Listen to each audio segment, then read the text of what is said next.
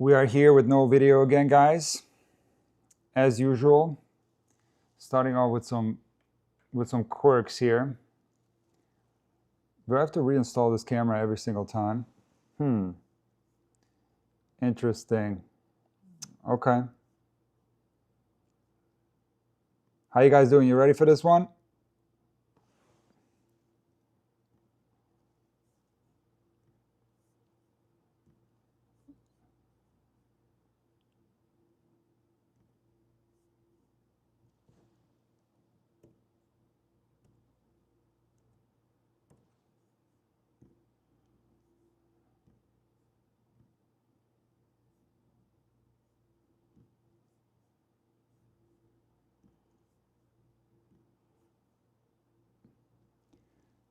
Do not understand why every time I have a problem with this, but we'll get on the bottom of it eventually. Here I am, guys, on cam. Here's the thing about Mensik. The serve is one of the best in the world. However, he gets into these spots and matches where the focus goes away and he'll drop his serve. And sometimes he'll drop his serve in a weird way, like to love. And this happens sometimes more, sometimes less. Now, it can happen even when he's playing at his absolute best. So his best serving and his worst serving are sometimes not that far away from each other. For example, the Sinner match in Doha. You guys remember that one? That's where he took out Sinner. In this match, he served Sinner off the court. However, in the second set, he dropped the serve twice to love. And then in the beginning of the third, Sinner lost his rhythm because of this like weird type of rhythm of the match, and he dropped his serve, and then Mensik became unbreakable for the rest of the third set. So in this match, it's going to be crucial that Mensik serves consistently, ideally through the entirety of the match or through big portions of this match. When he does, I think it's going to be, he's going to have a big chance to win this one. The conditions, they're playing at night, it's going to be slower. That's going to favor Fonseca when it comes to breaking the Mensik serve. So I think the conditions do favor Fonseca a little bit, in my opinion. When it comes to Fonseca, I think he's become a new player at the tournament in Indian Wells. That's where I saw a different type of mindset, completely different from what I've seen from him prior to that point. From the first point to the last point, he was pumped. His energy level was up. He played Sinner really well in that match, lost 6-6. He then played Alcaraz in the following tournament in Miami. I thought he played okay in that match, lost 4-4. But ever since then, there's been something different about Fonseca. There's been an edge to him. And so I think that's where the transformation began at Indian Wells. Because prior to that, he's had a tough year. He had this back injury that wasn't public. So I found this out through some of the Brazilian people that I know. And he wasn't fit in Australia.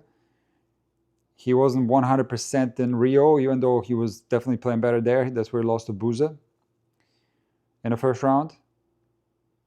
And then came the Indian Wells tournament. So since then, it's been, it hasn't been perfect, of course. There was a couple of, matches here and there where he didn't play his best tennis. But at Roland Garros, we saw another stepping stone in the development of Fonseca, and that was the Przmic match.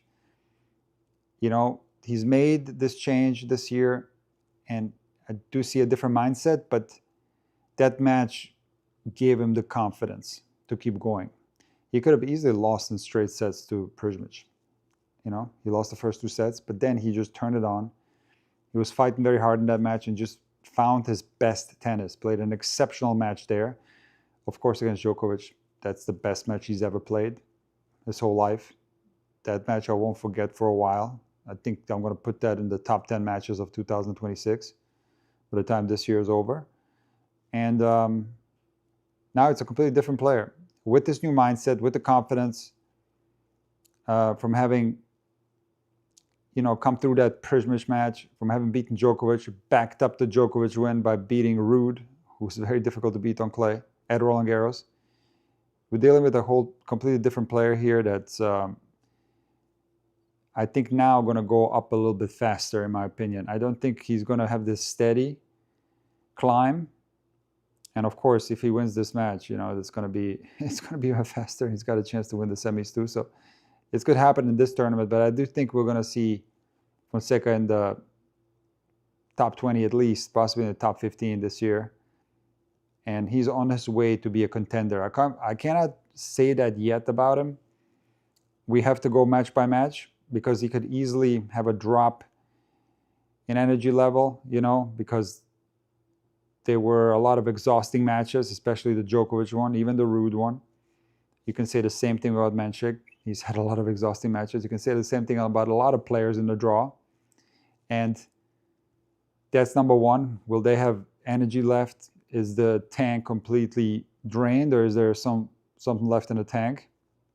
But also the natural emotional drop, and that can happen too. And I thought that this could have happened in a Ruud match. It didn't. So I don't really expect that part to happen here. But it could happen. He's been on a run. And sometimes the run just ends, You're just not only physically drained, but also mentally drained.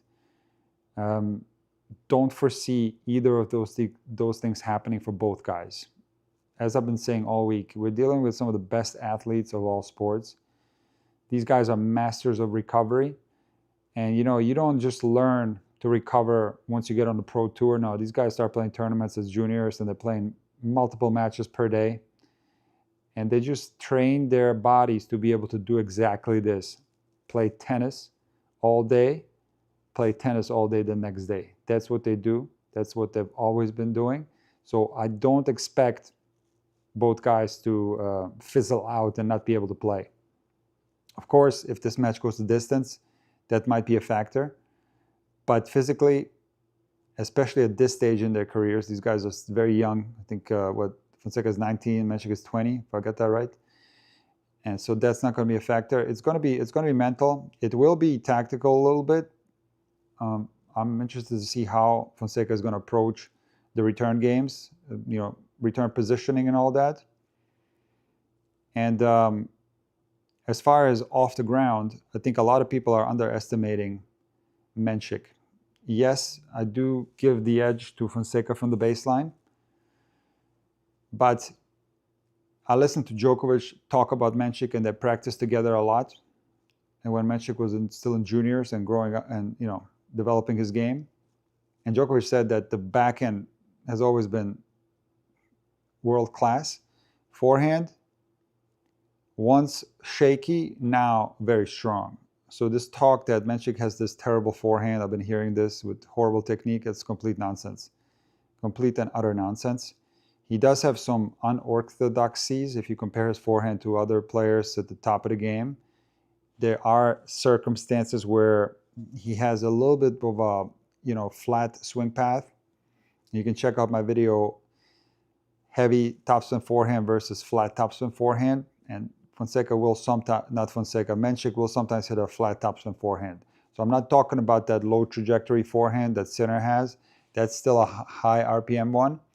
Mensik can hit a low RPM forehand flat, but that doesn't mean that's his forehand. He has also a heavy topspin forehand, because I've done analysis on his forehand, and it is quite versatile, and it is not nearly as much of a problem as people make it out to be. It's very strong, in fact, and it's the side where he puts balls away. If you remember the match point against Navone, he hit that big serve, got the ball back, Navone returned it, kind of looped it back in. Mensik was holding his legs because he was cramping up, and he set up and blasted the forehand for a winner. That's what he can do all day, every day. Back up his serve with a huge forehand and win a tremendous amount of points that way. So it's going to be a very interesting match. I think it's a very even match, and let's see what happens. Guys, I'm going to be right back. I just need to check something real quick, and I'll see you guys in a second.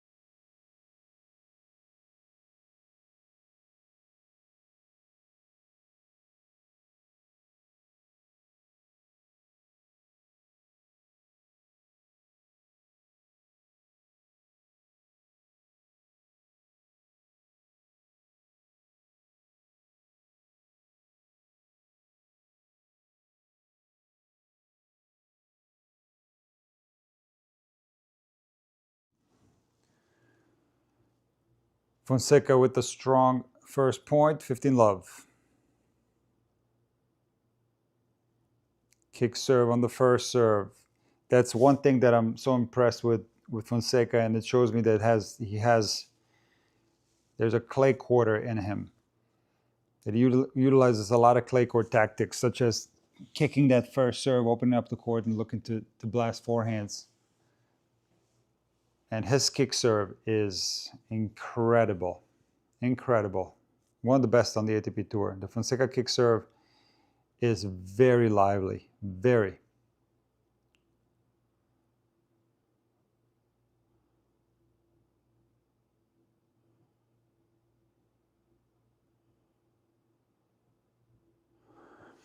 Is the Fonseca backhand strong enough to rally with Zverev?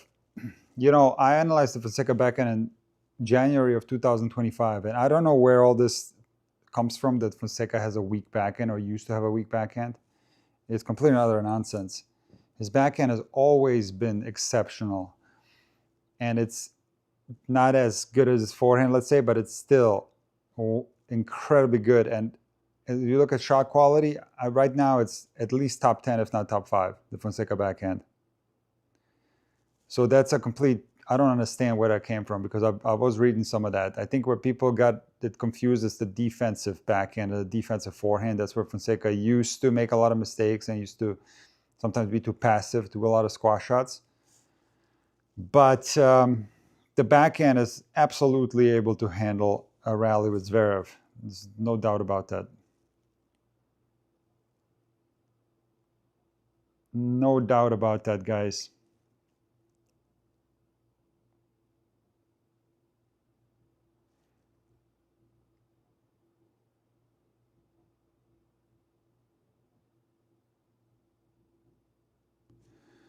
Fonseca, hold serve, Mensik serving. There's going to be interesting to see how Mensik serves in this match.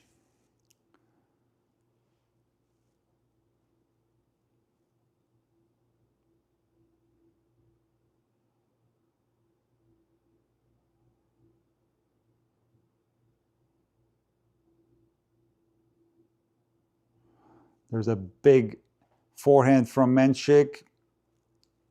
Blasted into the backhand corner of Fonseca, who's very far behind the baseline. Mensik does a little cross-court dropper, comes in, and then puts away the forehand volley. Not an easy forehand volley. That was tricky. 15-love.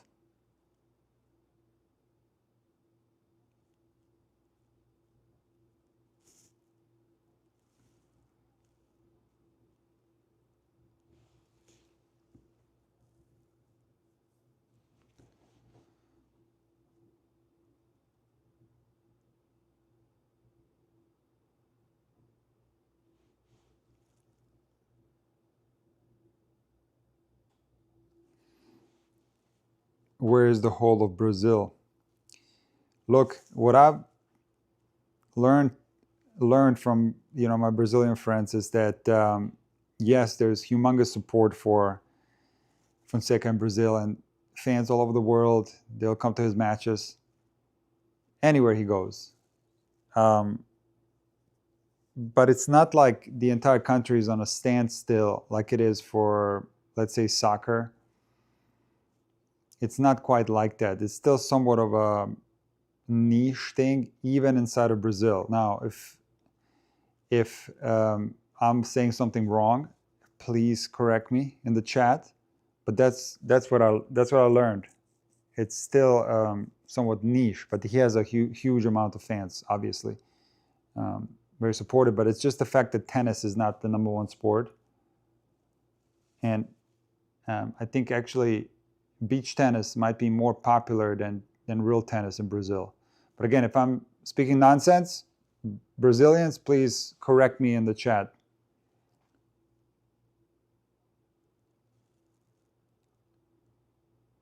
There's an ace from Mensik.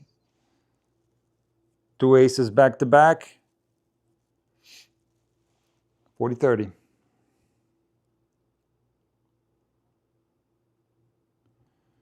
Nick, if Zverev wins, how would you compare his career to Dominic Thiem? Who's the best player with 1 slam? Oh, that's tough. That's tough. I haven't thought about that one. I would have to think about it. Team was tough, but I think Zverev was more accomplished. If he gets that one slam and you put everything else together, he's the more accomplished player.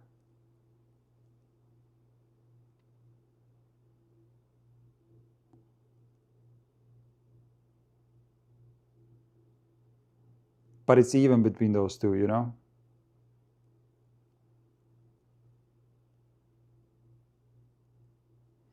Look at Arnaldi. 17 hours, 42 minutes on the court. Fonseca, 14 hours, 29 minutes. So he's two. Look at FAA, 13 hours and 14 minutes. Wow. Berrettini actually behind FAA. I didn't realize that FAA was out there so long.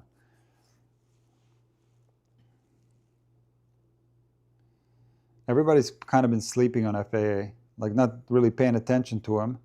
But watch him go into the final on that top half.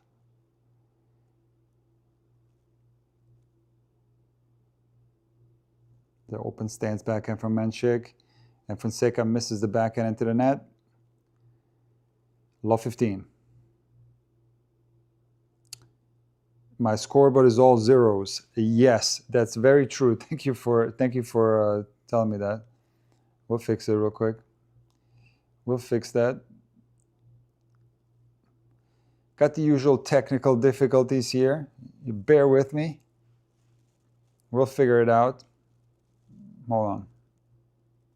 I have to do this manually here real quick. Hold on. Okay, what is it? 15 love. Mensik, Fonseca serving, right? I got that right?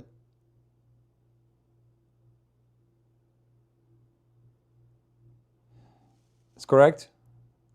Yes, it's correct. Love 30. Guga in the house.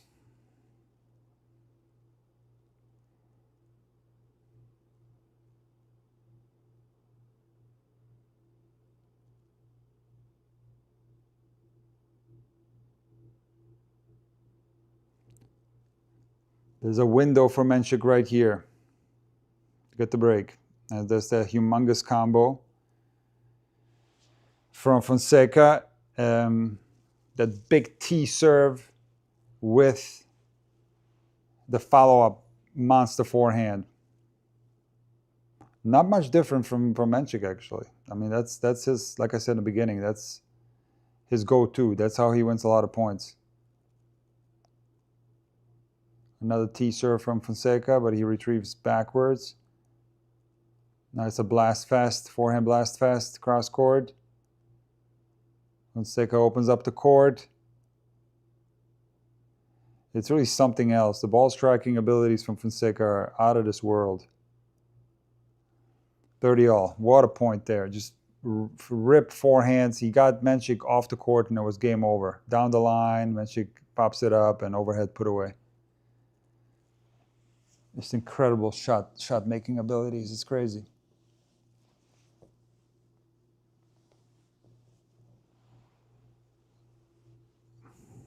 $30 all.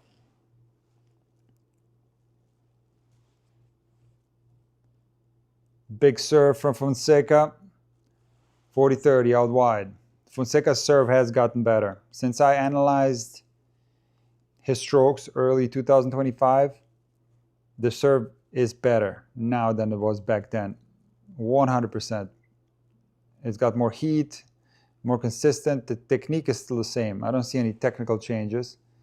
But you know, sometimes that's a beautiful little pass there from Fonseca cross court. And he holds. And it's 2-1 Fonseca. What was I saying? Oh, yes. So I don't see any technical changes on the serve. But the serve can improve despite not really doing anything different. Just when you get stronger, you get fitter. It can also be mental. You trust it more. You start swinging at it more. That's more of a second serve issue. But I think he's stronger now, you know. And just got more precise with it.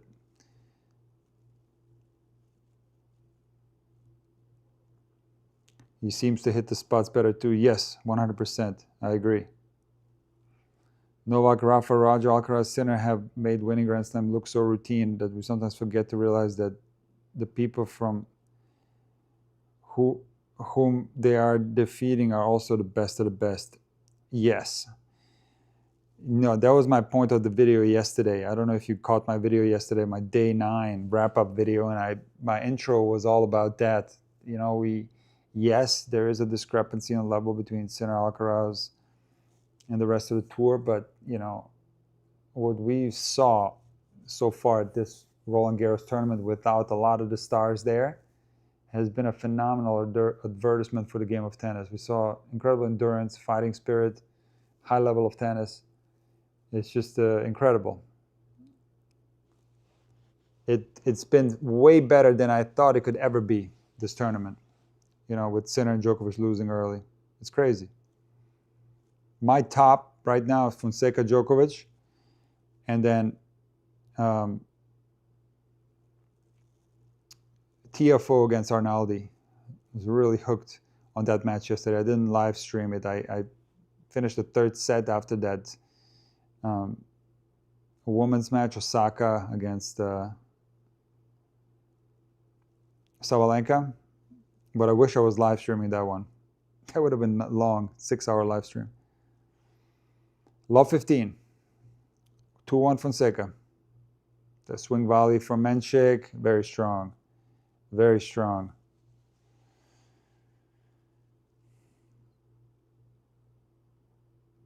Tennis Guru rewatched the tiebreak in Nadal tiebreak Zverev in 2022. I'm going to rewatch that too. Thank you for putting that in the comment. I want to see Zverev's level because I keep talking about it, but I've honestly not seen it since it happened. I tried to watch it back. So I need to watch it again just to familiarize myself with the level he was playing at. But it was, you know, that was imprinted in me, that in my mind, that was the best that Zverev has ever played.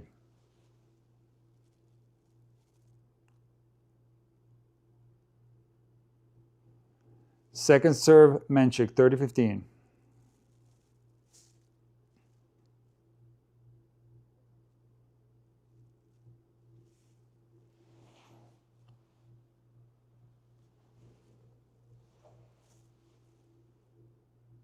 That's a monster serve from Mensik right there. 40-15.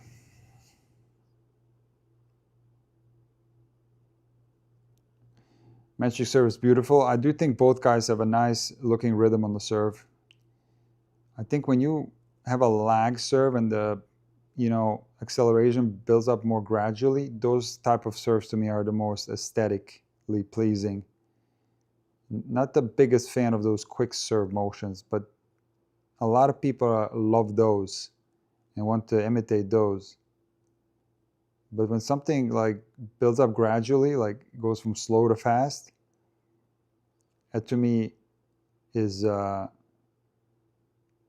looks the best, I think.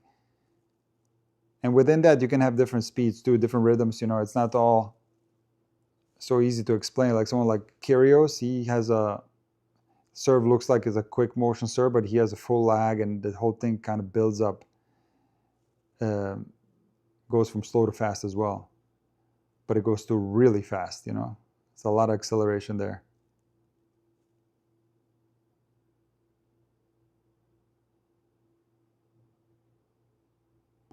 So this point right here from Fonseca, I've been talking about this for a long time.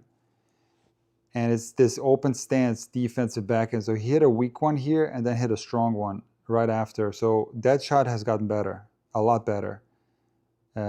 It was really impressive in the Djokovic match, and also in the Ruud match. Like that shot, the open stance two-handed backhand, the one that goes down the line, it's gotten so much better. And a lot of times he used to slice there, you know. I hope Fonseca's okay. The little slip there.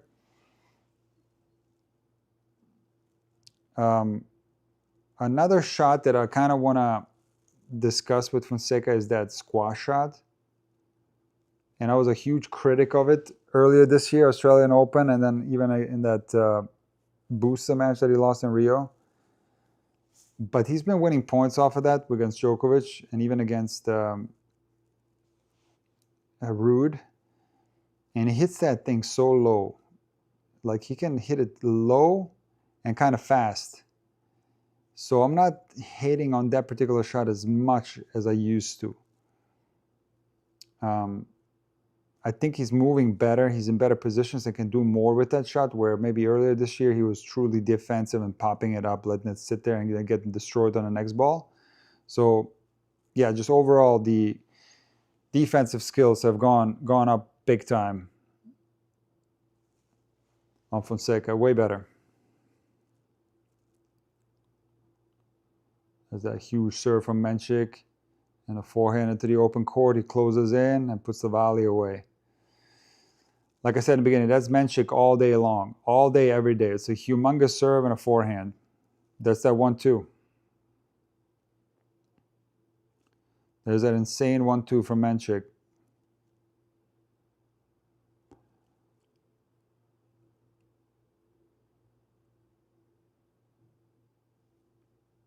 Hodar's serve, for one, looks absolutely horrendous. I don't think so. I think it looks okay. I think it's like what people find ugly is that prep phase, the beginning of the rhythm looks kind of weird, and also he doesn't coil that much, so it doesn't look that athletic, his serve, But I wouldn't say it's an ugly serve. I think Hodar is a beautiful game, very nice strokes. There's the slice forehand I was talking about from Fonseca.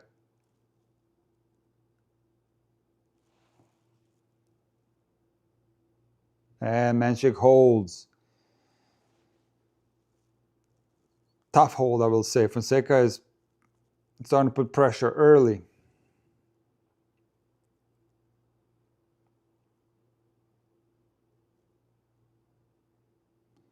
What a match this was from Zverev, huh? After he was down 5-2 in the first, he really started ripping. So whoever wins this, I'm going to think long and hard about the preview for the semifinal. That's going to be interesting to see. My gut feeling, like right now, I feel like, and I know this sounds weird because Fonseca has such a high potential, is so dangerous, but I feel that actually Mensik would be a little bit trickier for Zverev than Fonseca.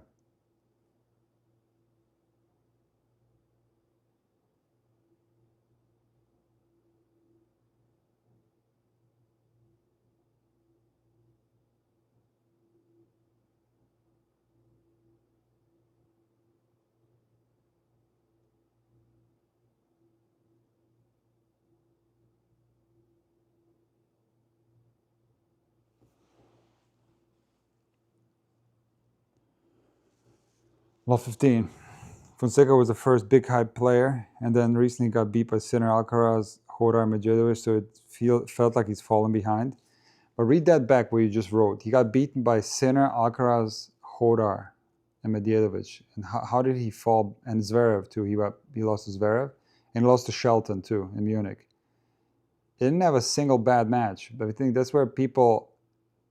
This is just all the internet trolls. They start putting this in people's heads, and people start believing it, like that Fonseca is overhyped and no good and just a horrible player. He's always had this potential, simply from the ball striking capabilities.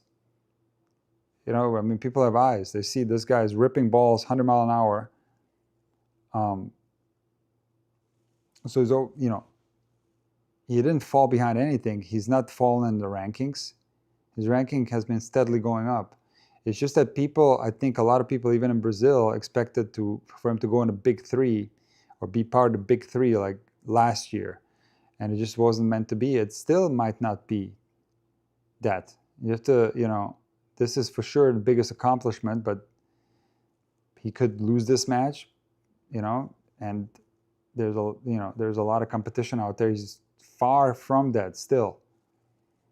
So it's just looking at it as factual as possible without, making any type of prognosis, and looking into the future is always the best way to do it. And just as a fan, even having step-by-step small goals. And here's 1540. Fonseca with a forehand error. Loose ball error, I will say. Even though there was a chip return, not easy to handle. It's a loose ball error. 1540 chance for Mensik. Which match are you covering tomorrow? Tomorrow I might have a little bit of a problem, but I'm going to try to cover. I don't think I can cover the first women's match. I have to look at the schedule. But I'm thinking about covering Kaboli, but I might have a problem time-wise with that one. So I might do the one that comes after Arnaldi against Berrettini. We'll see. Don't know if I can do both women's matches. I'm definitely not going to be able to do the women's matches. For sure not. For sure not. First break point saved by Fonseca. 30-40, one break point left. Let's see if he can make the first serve. He does. Big first serve out wide. And he goes for that inside and forehand. And he misses it a little bit wide. Break for Mensik, 3-2.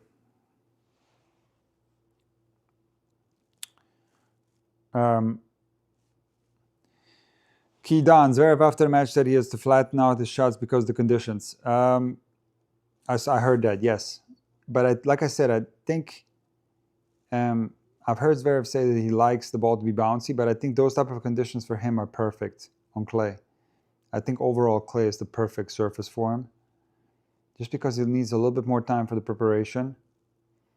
But when it comes to like the way he needs to play to maximize his potential, these conditions are perfect for him. Hear me out.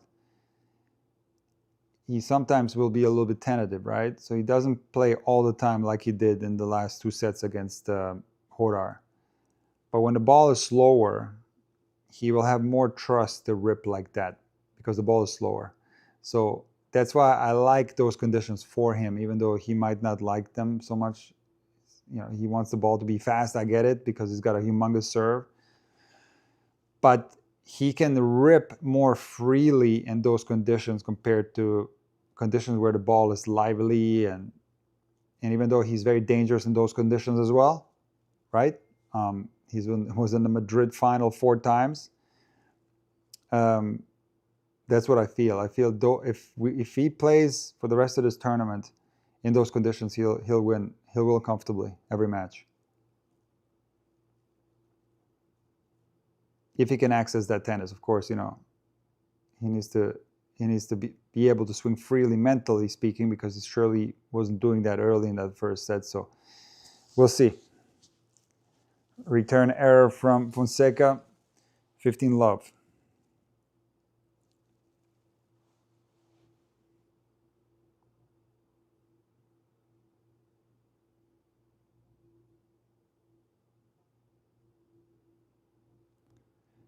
If Mensik takes the first set, it's no doubt going 5.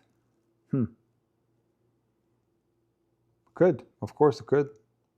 Oh, it's a nice defense from Fonseca there. A beautiful backhand. 15-all.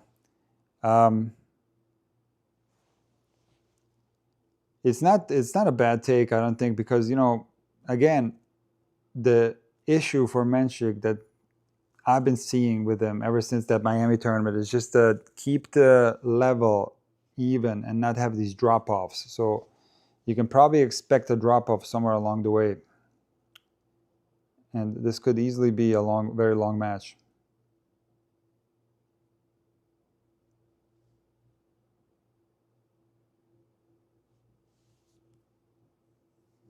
Playing well, though. Serving big and dictating with that forehand. Add in.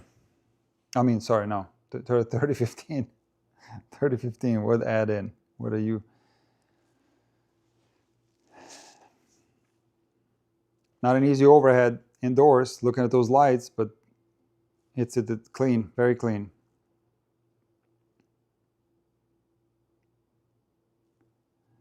Oh my God, look at this comment from Ismail. I'm 30 seconds ahead. Yes, I'm finally ahead.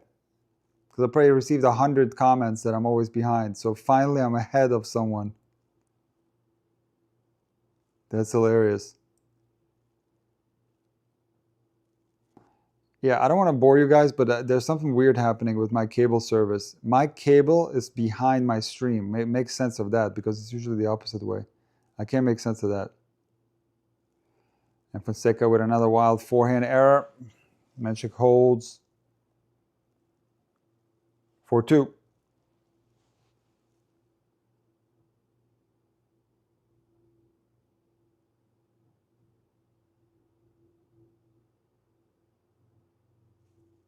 Why would Mensik be trickier?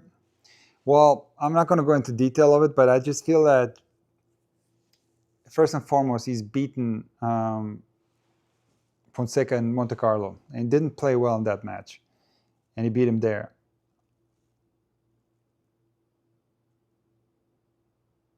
It's a nice dropper there from Mensik. Wow, after a big return. He's beaten him there. Also, even though there's only a year difference between Mensik and Fonseca, I feel that Mensik has been in these situations a little bit more, and there might be a little bit more pressure. Look, the semifinal of a Grand Slam is something completely different to a quarterfinal. You know, and you're going to call me Captain Obvious, but you're one match away from reaching a Grand Slam final, which is a career-changing result. If you're in a Grand Slam final, that changes everything.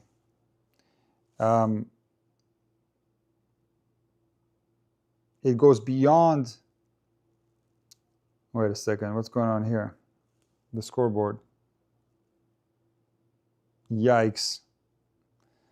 We got a scoreboard problem here. Hold on.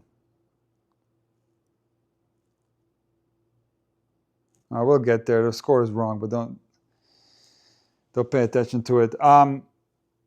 It's a career-changing thing, reaching a Grand Slam final. The attention for a Grand Slam final is nothing like anything else that can happen to you as a tennis player. And so one match away from that adds a little bit of difficulties. And Zverev been there so many times before. Even though Mensik has not been there, I feel like he's had that success in Miami. He's processed all this. So it's just a theory, but of course, you can look at it a completely different way and think that, okay, you know, these are youngsters. They're going to play freely, and that's a valid argument.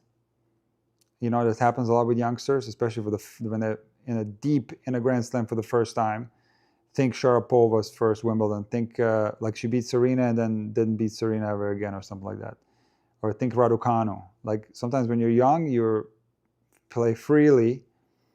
So you can make that argument as well.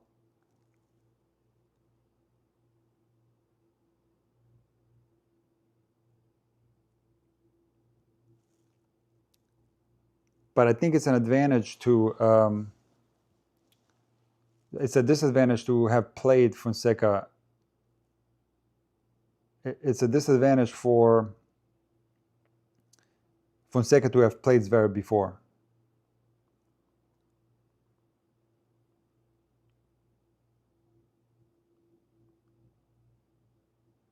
And I'm looking it up. Hold on.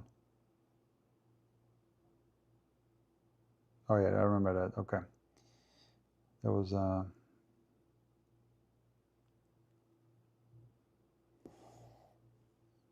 that's right. He's played Mensik to Madrid this year. I kind of forgot about that one. Right, hold on, let me get the scoreboard right. Hold on a second. 30. Okay.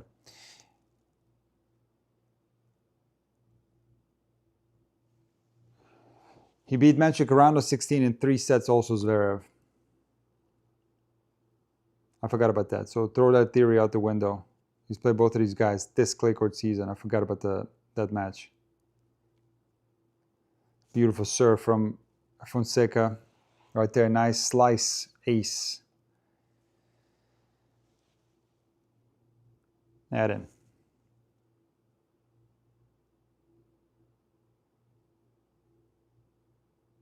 Another big serve out wide. Backhand drop shot, wrong foot's Mensik, and he holds 4-3. Mensik still up a break.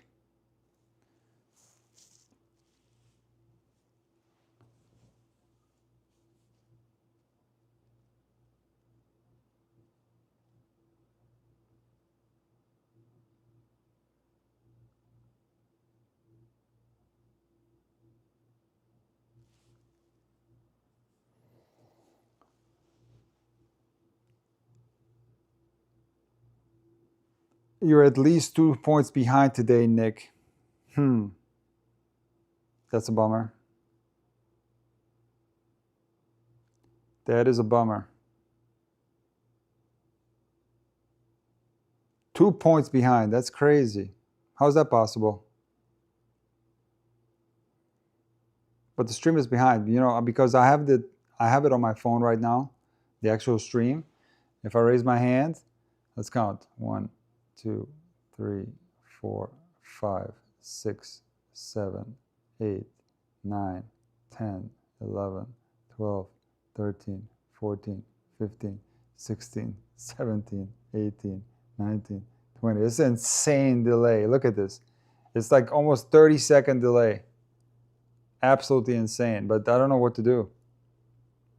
I don't get it. I might have to go into the settings again and play around with the settings and try to optimize it.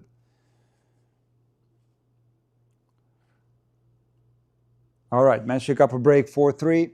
Let me see if my actual stream is like actually live. Yeah, it is. Okay.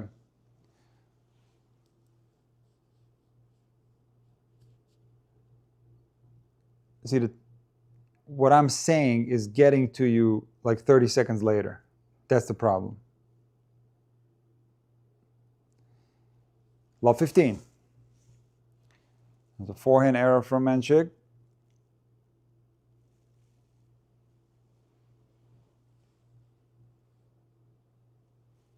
Yeah, Ismail, the cable has been very behind. Even the cable is behind my stream as well here. That's a beautifully constructed point from Mensik right there. You know, opening up the court with that serve is so important, and he sneaks in, puts the volley away.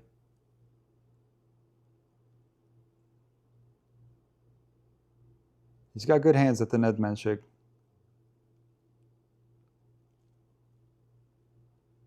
A huge serve down the tee.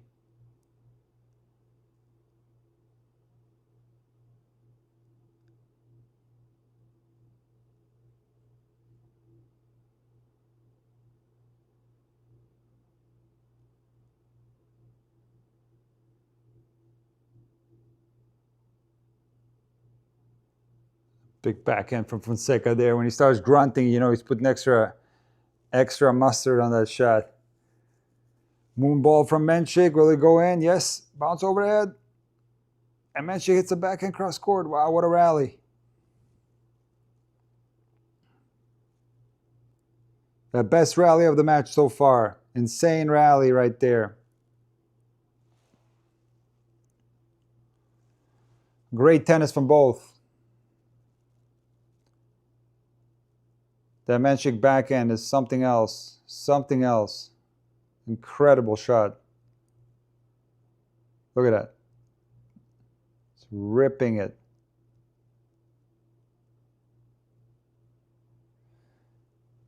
Both guys look fit to me though. Not detecting like slow legs or anything like that. Not detecting them being gassed, anything like that. Both guys looking top fit in this one. Despite all that time on the court. Ace Mensik, wow, he's playing well. No letdown so far from Mensik. He's very steady. First serve percentage, 76%.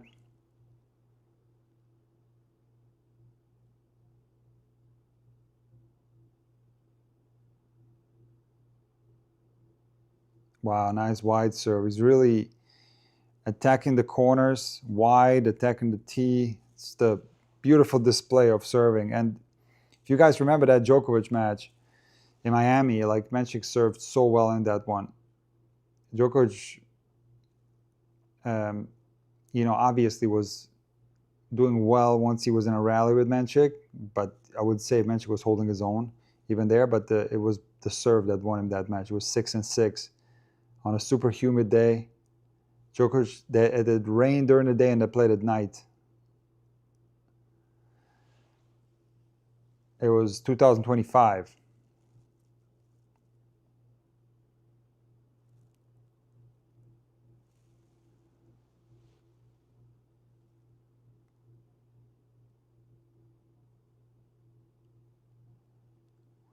Yeah, Pila Pew, I agree. Like after that Miami win, Mensik a little bit under the radar. I would agree with that. Like people not really talking about him that much. Who has a better chance to beat Zverev? Listen,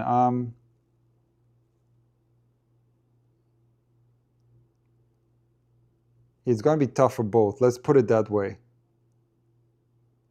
But for some reason, I have. Oh, that's a nice down the line forehand. I just feel that Zverev would prefer to play Fonseca.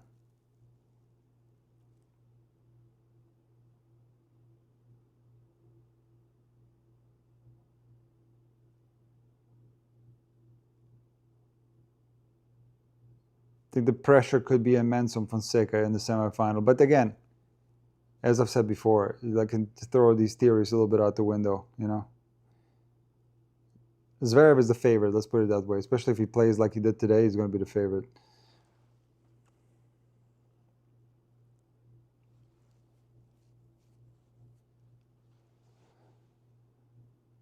There's a nice hold from Fonseca there, 5-4. Mensik will serve for the match. And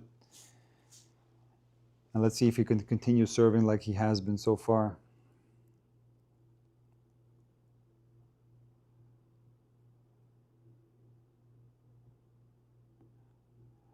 (6-5) versus 6-2. 6-2 is an ideal tennis side.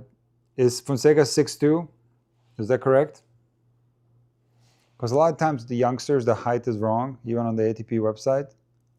So let's check here. Mensik is listed 6'5", 196 on ATPTour.com. And Fonseca is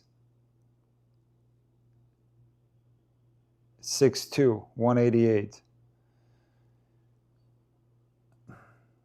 I would agree with that. You know, I've made very early on in my YouTube channel, I made a little study. I counted up all the players in the top 100 and I looked at their height. And I averaged it all out. Then I looked at the former Grand Slam champions, I averaged them out. And it turned out that 5'9", 5'9" to 5'10" was the optimal height for women, and 6'1" to 6'2", or was it like 6'1" to 6'3" was the optimal height for men.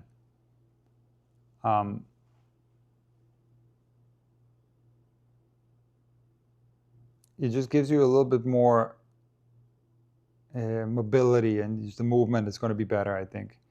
But we've seen some incredible movers, though, at 6'5", 6'6", too. That's probably the biggest difference in the ATP, is how much better the tall guys move than they used to. Because back when I used to play, like, this was a normal thing that the tall guy, even on tour, by the way, wasn't the greatest mover. That's not true anymore. Tall guys now moving exceptionally well. But are they moving as well as like an Alcaraz at 6'1"? I don't know. But I think you can still move like that at 6'3", like Sinner. So there's a range for sure. I would say 6'1" to 6'3".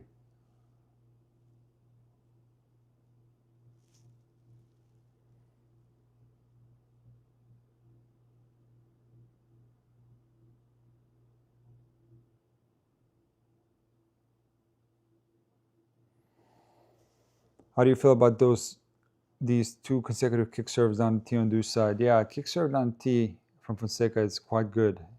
You get so much action on it. That's a big point right there from Mensik. 30 love. Fonseca had a look on that pass. Didn't hit it right. You saw the racket shaking. It was off center there, and he's angry about it.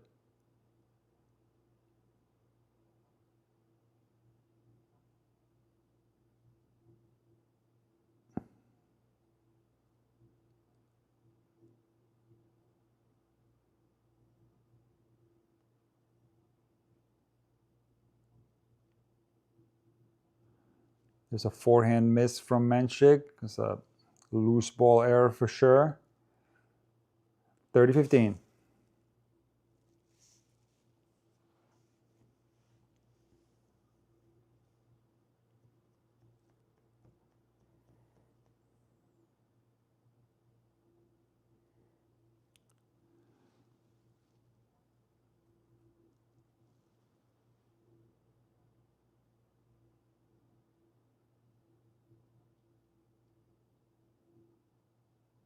What a rally there. First of all, great coverage from Fonseca and an exceptional slice back and down the line. You know, passing shot, but Mensik retrieves a little bit, gets it back in play. What a forehand, too, from Mensik. He's ripping that forehand like crazy. Great half volley off that slice, and then open court backhand winner for Mensik. 40-15, 2 set points. He's feeling the ball today, playing exceptional tennis.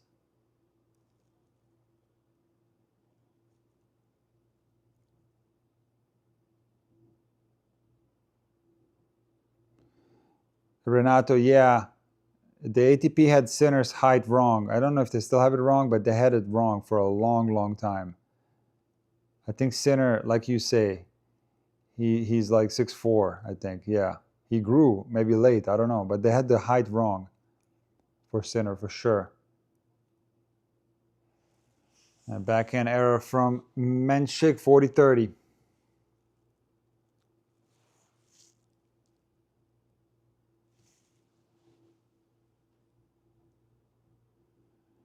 Hey, Tatara, how you doing? Good to see you in here. How's the match going so far?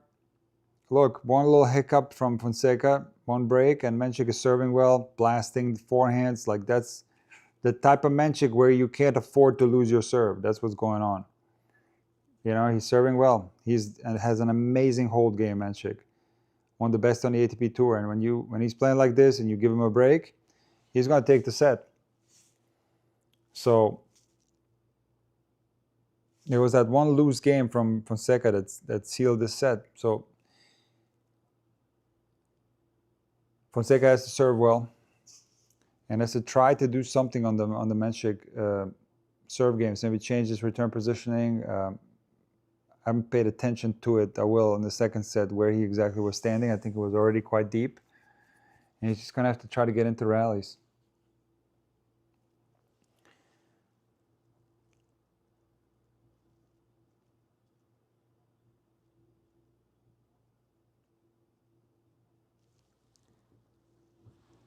Let me look up something real quick.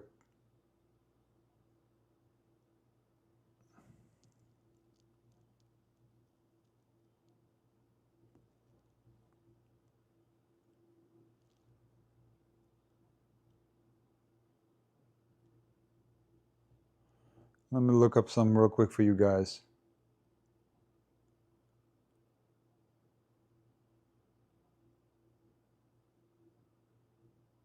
Okay. Here we are.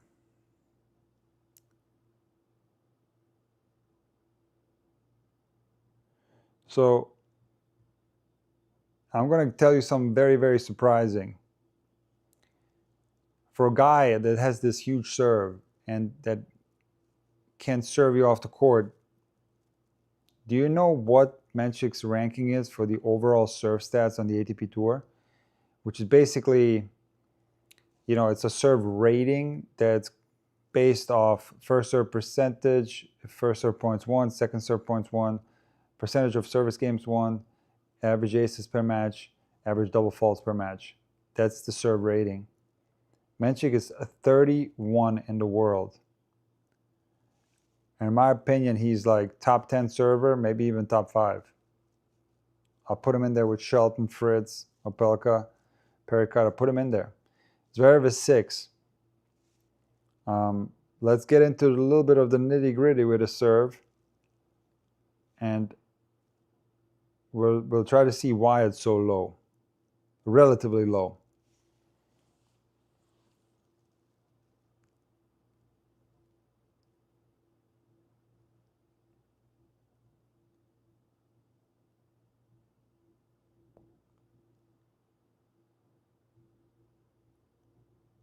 That's a nice forehand drop shot from Fonseca right there. Good hands. His hands have gotten a lot better, Fonseca's. Oh, hold on. I gotta switch server. 1 second. Okay. Right? That beautiful dropper right there. Alcaraz level style, Alcaraz level dropper. Okay, so let's just get into the serve stats of Mensik. So first serve percentage for the, this is accumulated for 52 weeks, these numbers, okay, 52 weeks. First serve percentage for Mensik is 59.6%. That's why it's so low, 59.6%. First serve points won, like Sinner is number one in that stat, with 80.4% of first serve points won.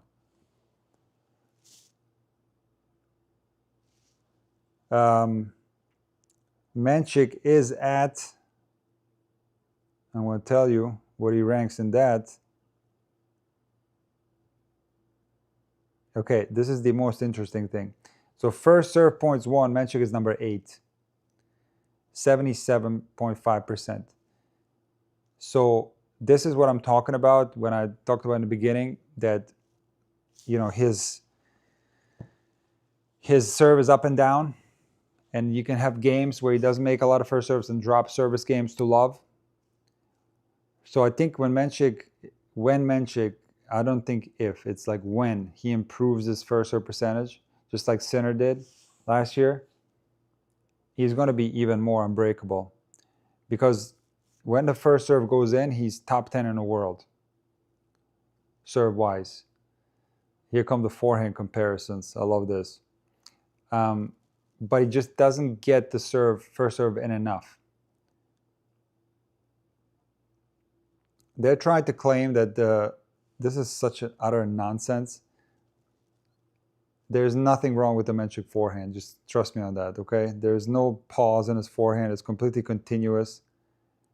And he's got a great forehand. It used to be kind of a weakness back in the day with in juniors. Even Djokovic said the forehand's gotten a lot better, but that's his most dependable shot after the serve is the forehand, and it's not poor whatsoever. But that stat that I just read to you guys, that 59.3 or whatever percent first serves over the last 52 weeks, is something that he will improve, and I think it'd be interesting to see the first serve percentage over this week. Let's check it in this match. Let's check the percentage in this match.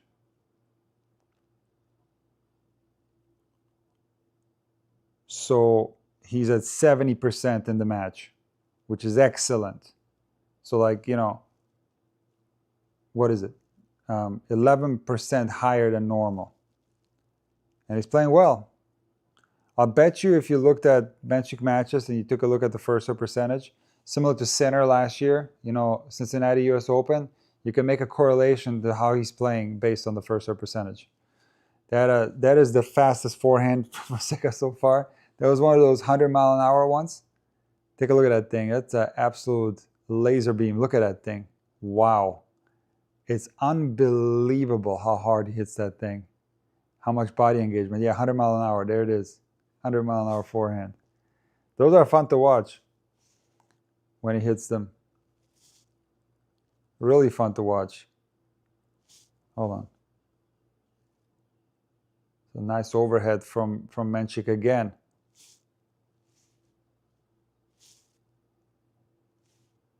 It's not responding to this. What is this? Hello? There you go.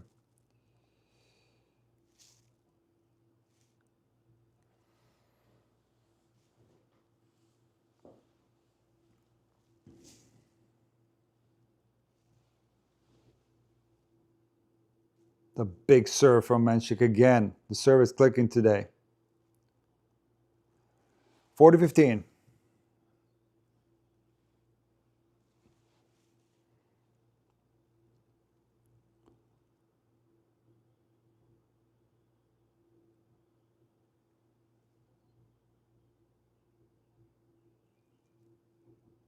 And what a service game. So that's why he's like number 8 when the first serve goes in. I mean, it's very tough.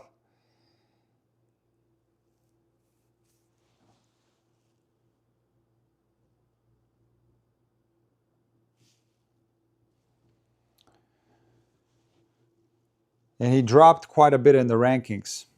I mean, current is 27, right? But it was even lower than that. I think it was 30 throughout this clay court season. So, of course, he lost a lot of points from Miami, but there's a player in my eyes that should be top 10. And he's on his way back there. I think this is just like Fonseca, this is a career-changing tournament for Mensik. Like I've been saying, that as much as that Miami title was important for him, I feel that match against Navona, it's going to change him as a player. He showed so much heart, so much grit in that one. Couldn't breathe, couldn't move, and still found a way to win that 5th set tiebreak. So I think we're going to see a more solid player for sure from this moment on, independent of what happened in this match for both, by the way. Whoever loses this match is it's still going to go away from this with a lot of confidence for the grass court season and the hard court season after that.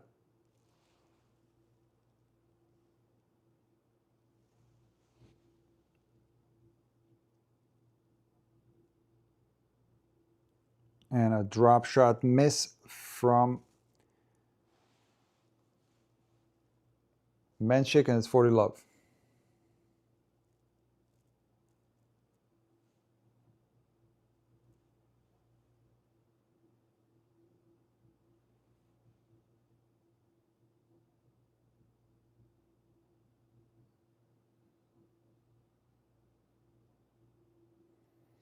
Do you remember Big Cat Mechir? Yeah, of course. I just recently watched a Mechir match. It was Mechir Wielander in Hamburg. Fascinating. Mechir was playing with a wooden racket. There was one of those that looked like a graphite racket but was wooden. I don't know if you guys remember that racket. It was a wooden racket with like a mold of a graphite racket. He played with that, and I mean, that guy had such unbelievable hands. And the feel was insane. And then I went on once I watched that, then I went on I probably spent an hour looking at Mechir results on tour. And he had a really good, very solid career. I think career high was 4. But when you look at his career prize money, it's like, and that's a big difference. Those guys back in those days, they made good money, I guess, back then, but compared to now, it was like way, way less. Way less. But he was amazing.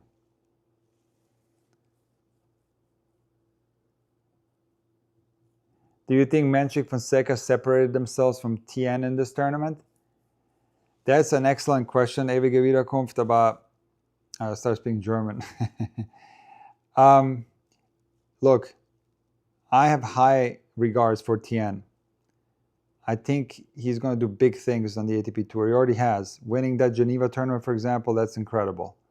Incredible. That's a tough tournament to win for an American in Europe. Ruud was in that tournament. That tournament was stacked. It was a tough tournament. He won that whole thing. He beat Bublik. I think he beat Navona in the final, right? Was it Navona? So this guy's an exceptional player, but I feel like to get to the very top, I'm talking about like to go in there with Sinner and Alcaraz, I feel there needs to be changes in his game, and more specifically on the serve. And I feel that Fonseca and Mensik have the type of game that can challenge those guys a little bit more. But if you just evaluating them now, they're all the same, right? You can even make an argument that Tien is ahead of them in some regards. But if we're speaking of potential, I would put him a little bit behind Fonseca and Mensik. Unless he add some major weapons, because I just don't see Tien being able to challenge Sinner and Alcaraz. I just don't.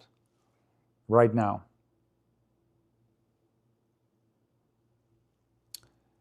And he has love 30. That's a window for Fonseca. 2-1 second set. Mensik won the first 6-4. The big serve right on the line. There's that big forehand inside out. 15-30.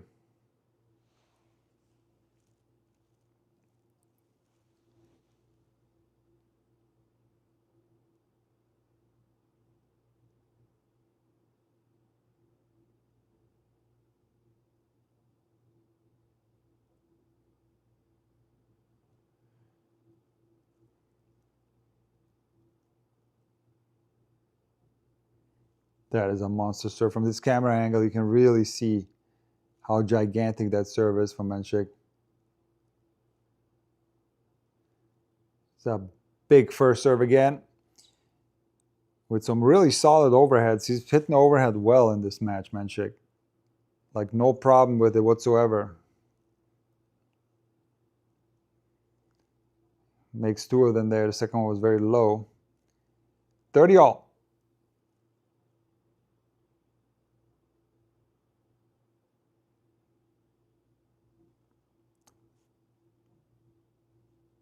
PGIGI says, I think once Zverev wins his first Grand Slam, he can beat Sinner. I'm gonna have to politely disagree with that. I'm sorry. I'm gonna have to disagree with that one. Don't see it happening. Fonseca shaking out his grommets. And Mensik, monster serving. Monster serving. Like I told you guys, first serve percentage from Mensik, when it's high, this guy is a nightmare. Nightmare. The greatest returner. That's why that match in Doha was so fascinating, because the greatest returner on tour right now, Jannik Sinner, in that third set in Doha, just could not get anywhere near the Mensik serve. Unreturnable. But that match was like an example of, or a microcosm, if you will, of his overall issues, because the serve did go away and the percentage dropped in that second set. So again, it's not like if the serve percentage gets better, it's like when. When it gets better, this guy is going to be a nightmare to play. And of course, you know, the mental problems, the mental inconsistencies, lack of focus and all that, I think that's going to improve. And just like Fonseca, this tournament is a game changer for both of these guys. So I am expecting more solid results and better results for both of these guys after this tournament.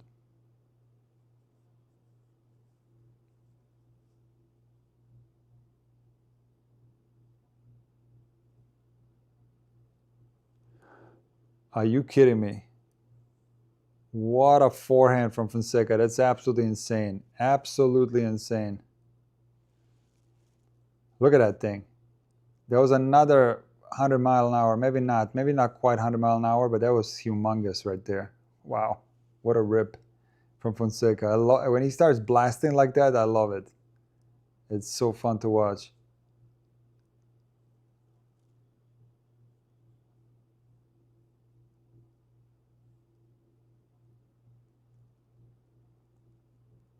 You guys see that kick? It's so incredibly heavy, that kick from Fonseca. That was almost a kick ace, which is so rare.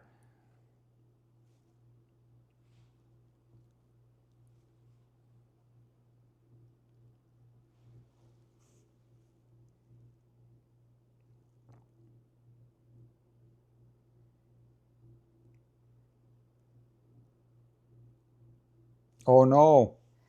Open court dropper. Mensik was going the other way. Fonseca hit a cross court drop shot, but misses it into the net. 40-30.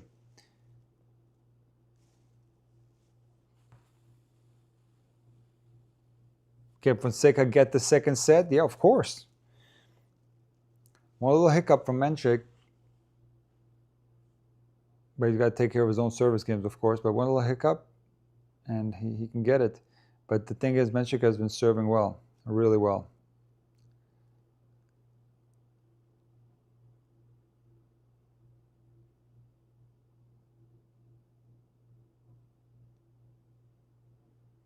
From 40 love to 40 all.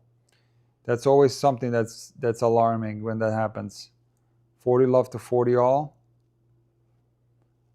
I feel that no matter how good the opponent is, like that's something you have control over. You know, you can, of course, he got a little bit unfortunate with that drop shot not going in, but it's more about that 40 love point that you take care of, you know? And then it'll never happen.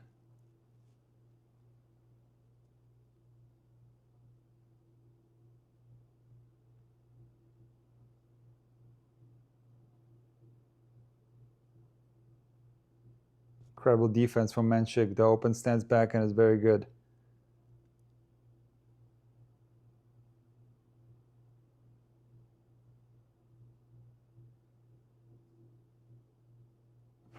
Like it's a master class of backhands from Mensik right there. It's incredible.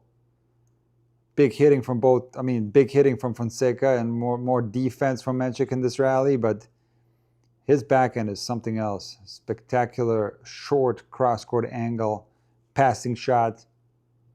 His break point from 40 love to break point. Very alarming for Fonseca.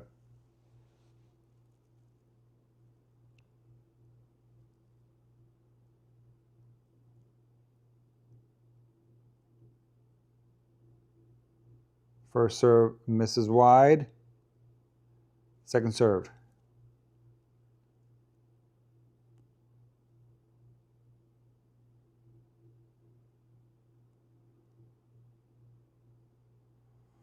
That's a masterclass from Mensik right there. Just an incredible forehand down the line. And the volleys have been on point today from Mensik. Like on point. His feel is there. He's doing these little angle slice volleys. It's just exceptional tennis right now. This is top 10 tennis right now from Mensik. It's incredible. And he's got the break. 3-2 in a second. Fonseca. You know, it's unfortunate that that drop shot missed at 40-15, but I felt like the 40 love point that he should have taken care of, you know? And once it's 40-30, now it's like a little bit more pressure, so it's the most frustrating way to get broken is when you have 40 love on your serve. It's horrible. But yeah, Mensik, like Aubrey says, is playing out of his mind right now. He's serving out of his mind and just hitting backhands. Like he just can't miss a backhand right now. Everything's clicking. Everything's clicking.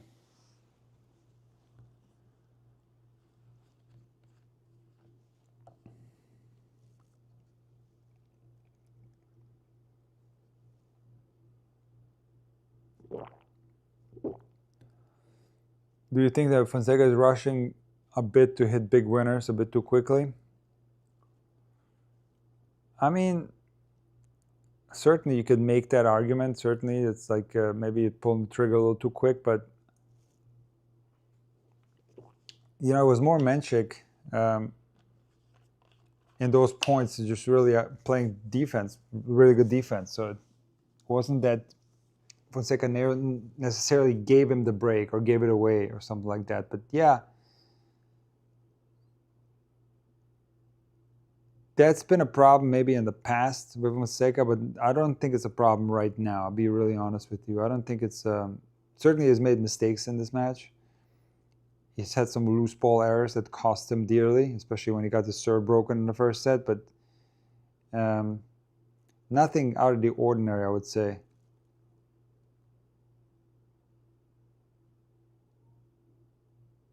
It's like I said, it's just that Mensik is just too tough today. Too good right now. Let's see if he has a little slip out, you know, a little hiccup somewhere, because if it goes like this, it's going to be straight sets.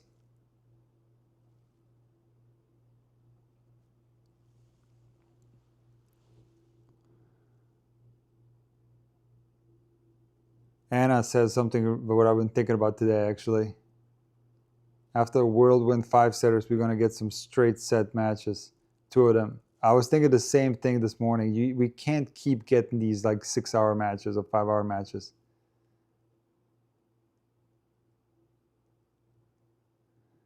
That's a beautiful point by Mensik again.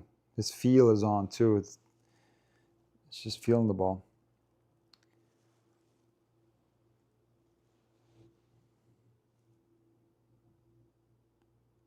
Little lob on the run. Good hands there.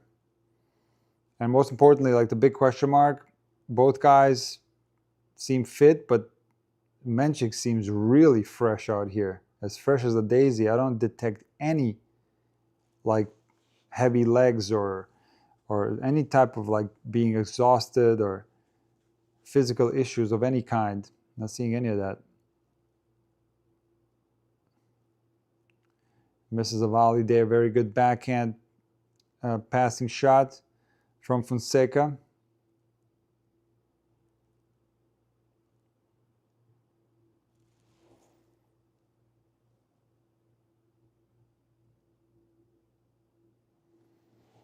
After 2 days of rest, fully fit and hungry to beat Zverev. Like I said, I just got a feeling that Mensik has better chance than Fonseca to beat Zverev. The overheads have been on fire today from Mensik, and they're not easy. There's these super high overheads, and the roof is closed too. And he's just rock solid right now.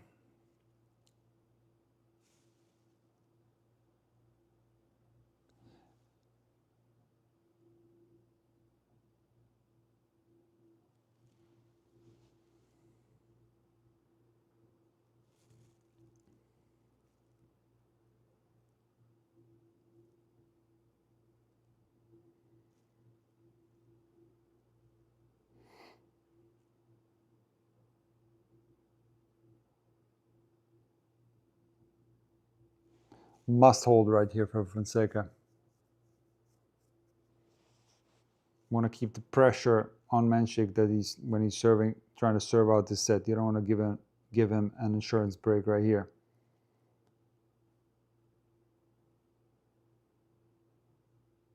The big forehands from Fonseca, 15 love. That's a good point.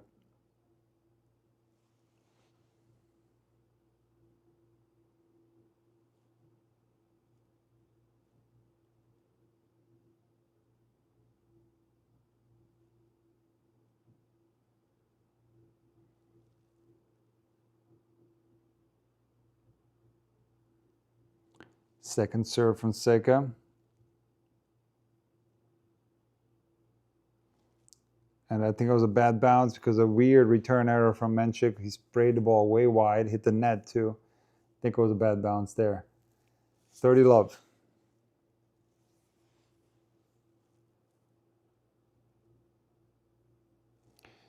Yeah, Reba Cohen says Mensik is really impressive in this match so far. Always thought he was rather one-dimensional, but he's proving me wrong. That's a great point. Like you would think that because he's a, they say the serve bot or whatever. He's a big server, but he's got the complete package. Complete package. And the forehand is very versatile. It's exceptional backhand and is quite good at the net actually and moves well. So he's got the complete package.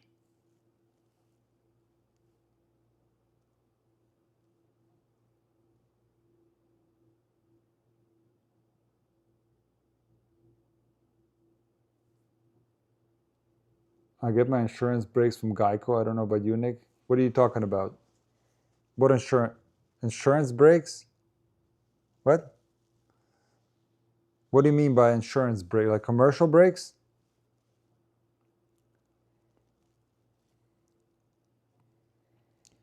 Strong hold from Fonseca. Important hold. He needs to try to do something on the Mensik serve, but it's hard. Easier said than done, right? This guy's serving monster serves.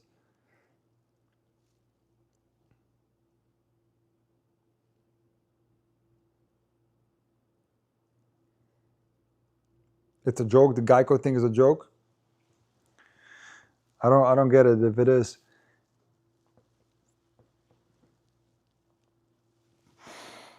Oh, it's a joke. Sorry, Dave. My bad. I didn't see what is. I don't know. Whatever. Don't have to explain it. It's okay. I'm sure it's funny. I'm just. I'm not getting the context. It's all good. I'm too locked in on the game. Yeah, I know Geico. I have Geico. Geico is an insurance company. I don't understand the joke. Insurance breaks? Oh, okay, insurance breaks. Gotcha. Oh, I got you now. Got you now. Remember, English is my third language. I'm still learning. I'm still trying to learn English. I'm doing my best. So it's not your joke that's bad. It's just my comprehension skills. You know, one thing I wanted to say, I probably said it in the very beginning. Similar to Zverev, I feel that these conditions favor Mensik too. It just allows him to like, but then you could make the same argument for Fonseca too. But for me, I've always thought this, and yeah, I lived in Germany, so you know, I've experienced this as a player too in Germany. My favorite clay court conditions were in May when it was muddy, cold, because I could just rip the ball, and I had like a little bit longer strokes, a little bit slower preparation. I could just rip the ball. I had incredible control. I could just hit hard, right?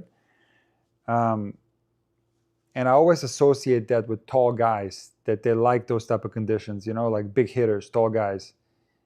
And always brought up the example of John Isner and these type of conditions, going 5 set with Rafa at Roland Garros, beating Federer on a slow indoor clay court in Switzerland. So Mensik being taller and big hitter, and same with Zverev, I feel like those guys like shine in those type of conditions when the ball slows down a little bit, you know, when it's a little bit cooler. And guys like Alcaraz are the best on a bouncy clay court, and Nadal, you know, those type of guys are so good on those courts. And even though Fonseca is a big hitter as well, of course, I'm more, I would be more, I would put Fonseca more in that group of player like Alcaraz, you know, with the versatility, not necessarily a pure power player like Mensik. I feel like there's more to Fonseca's game than the pure power, but he's got it all. He's like an Alcaraz, right? He's got the power combined with the other skills on the court. And not to say that Mensik doesn't necessarily have that. He has the complete package too, but you know, I'm kind of like viewing him as one of these tall guys, you know, the power tall guys.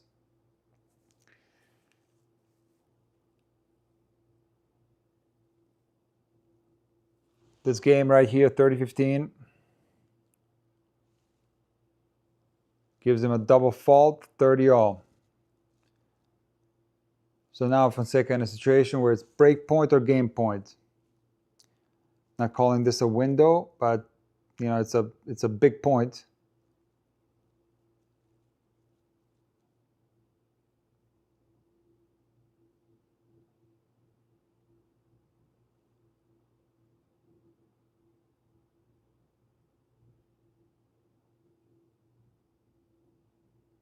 And that's just clutch right there. That's clutch. That's really clutch right there. And the forehand, I mean, anybody who tells you that I've heard this on the internet, okay? That tells you that Mensik has a bad forehand, that they're out of their minds. They're out of their minds. Maybe in juniors, but not right now, or last year. Forehand, like this coming straight from Djokovic. Okay, you think Djokovic knows about forehands? Because he's been practicing with Mensik. He says the forehand has gotten so much better. It's good now.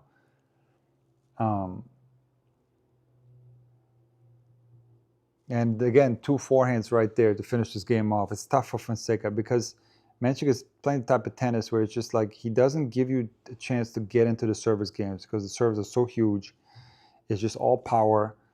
You know, the placement is like, you know, it's not necessarily like Zverev where you can get a racket on the serve. Mensik is like going more for the ace more frequently. And so it's tough when he has that high first serve percentage like he has in this match. And let's check it real quick, the percentages. On set 2, it's 77% first serve set 2 and 72% first serve percentage set 1 for Mensik. And over the last 52 weeks, like I told you guys before, it's 59% for Mensik. And overall serve stats, he's 31 in the world. So you can imagine him going up in the serve statistics very soon, find himself in the top 10. Because that first serve percentage is not, he's serving well in this tournament.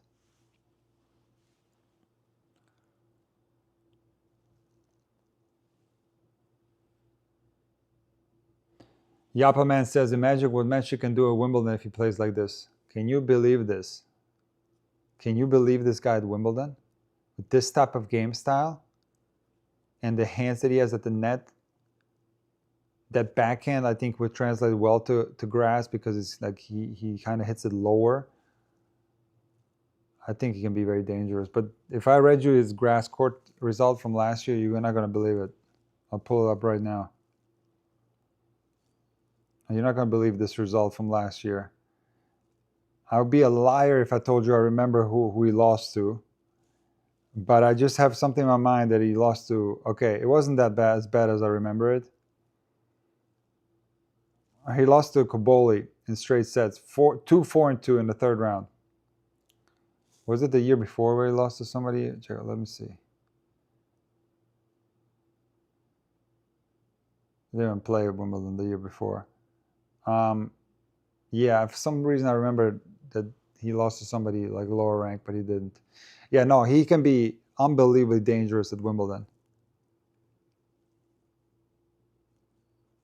Look at those volley skills, those little angled touch shots, drop shot volleys is just incredible.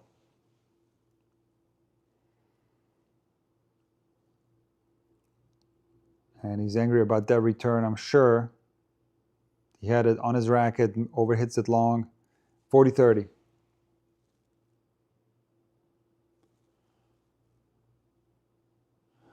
Yeah, Adam, the volleys are so precise. They're these little little slice angle dropper volleys. And he's made a ton of them today. It's incredible. Comes in again, and here comes another one probably. Fonseca misses into the net, deuce.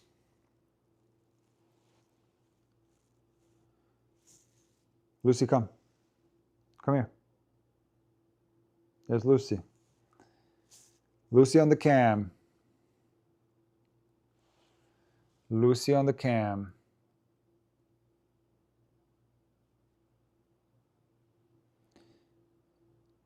Can we expect these results from Manchester to carry over? I'm telling you, you can expect the results to carry over for both guys because both guys have grown from this tournament. This was a character building tournament for both players. Fonseca was the Prismic match, and of course the Djokovic and Ruud match, but for Mensik was Navona match. Navona match, maybe the most important match in his life, in my eyes. And I think, what's going on with my score? Oh my, hold on. What happened here? Oh, geez, hold on a second. Okay, the score says 5-4. It's wrong, okay? Don't pay attention to my score. Do not pay attention to my score.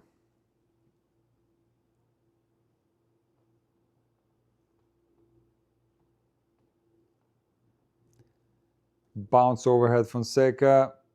And he missed that. Can you believe this? Fonseca misses the bounce overhead and it's deuce.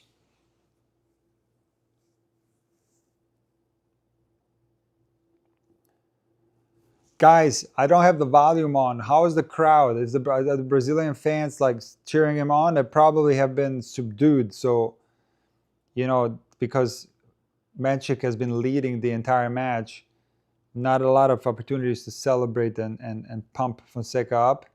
And he has not had that many opportunities to get himself pumped up. Which I think is so important when you play Fonseca, is to not get the crowd involved because that's going to make it tougher, obviously. What a forehand from Mensik there. Down the line, blast, and then it's clean inside in. Put away shot. Wow.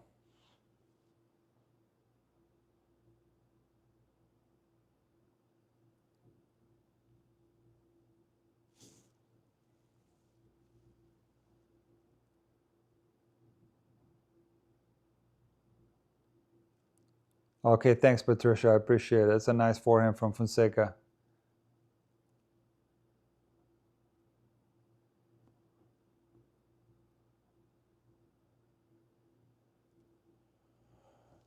Karen's laughing. Mensik Navona match more important than the Novak Mensik match. Novak Mensik match Miami Open. I think just as, if not more.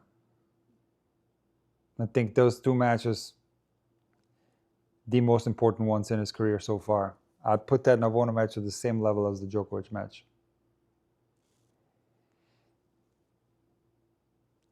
Because he's been up and down. You know, I can go through his results in this changeover. We can go through it together and try to make sense of it.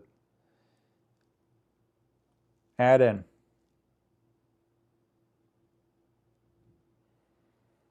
Mensik reminds you of Ivan Lendl. I love Ivan Lendl. You know, wasn't a fan of him when I was a kid growing up, but I'm a fan of his interviews and stuff. He doesn't give that many, but it's very entertaining. And he has like a photographic memory of matches. He can remember like down to the points the matches that he's played. It's incredible.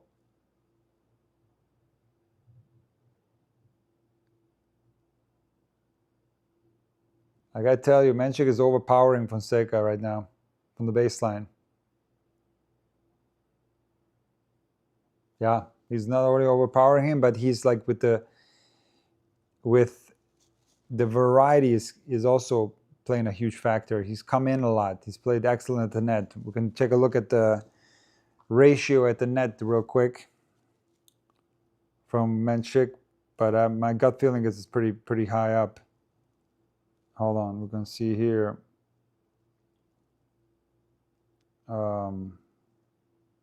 Okay, so Mensik is 13 for 19 at the net, and Fonseca is only 2 out of 6.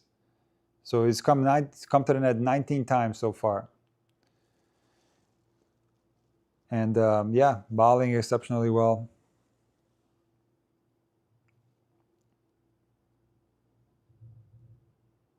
Double fault from Fonseca. And here's set point Mensik.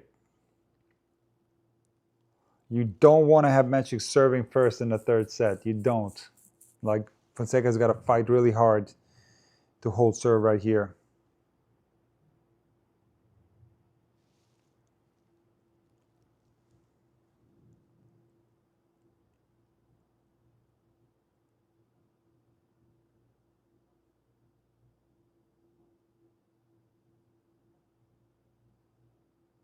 Look at the foot speed from Mensik. Are you kidding me? I mean, the guy is doing everything right now. Everything.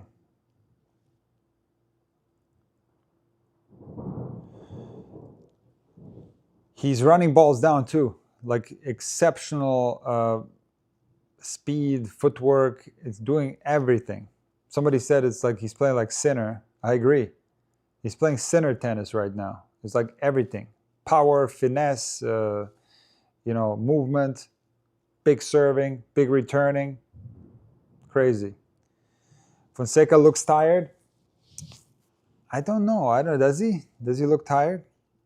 It's hard to say. Maybe a little bit, but he's just being overpowered.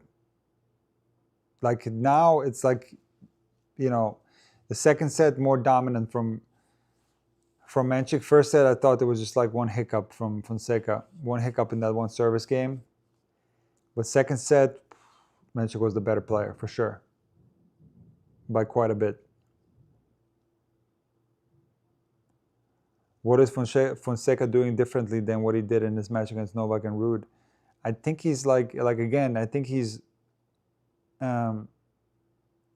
giving some mistakes here and there, and maybe not playing as offensively. Maybe he's retrieving a little bit more in these rallies, especially in the second set.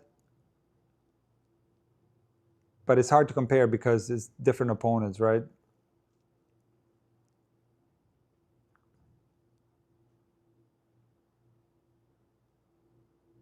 Yeah, Yappa man, Fonseca's not looking tired. Yeah, I don't see that he's tired. I don't know.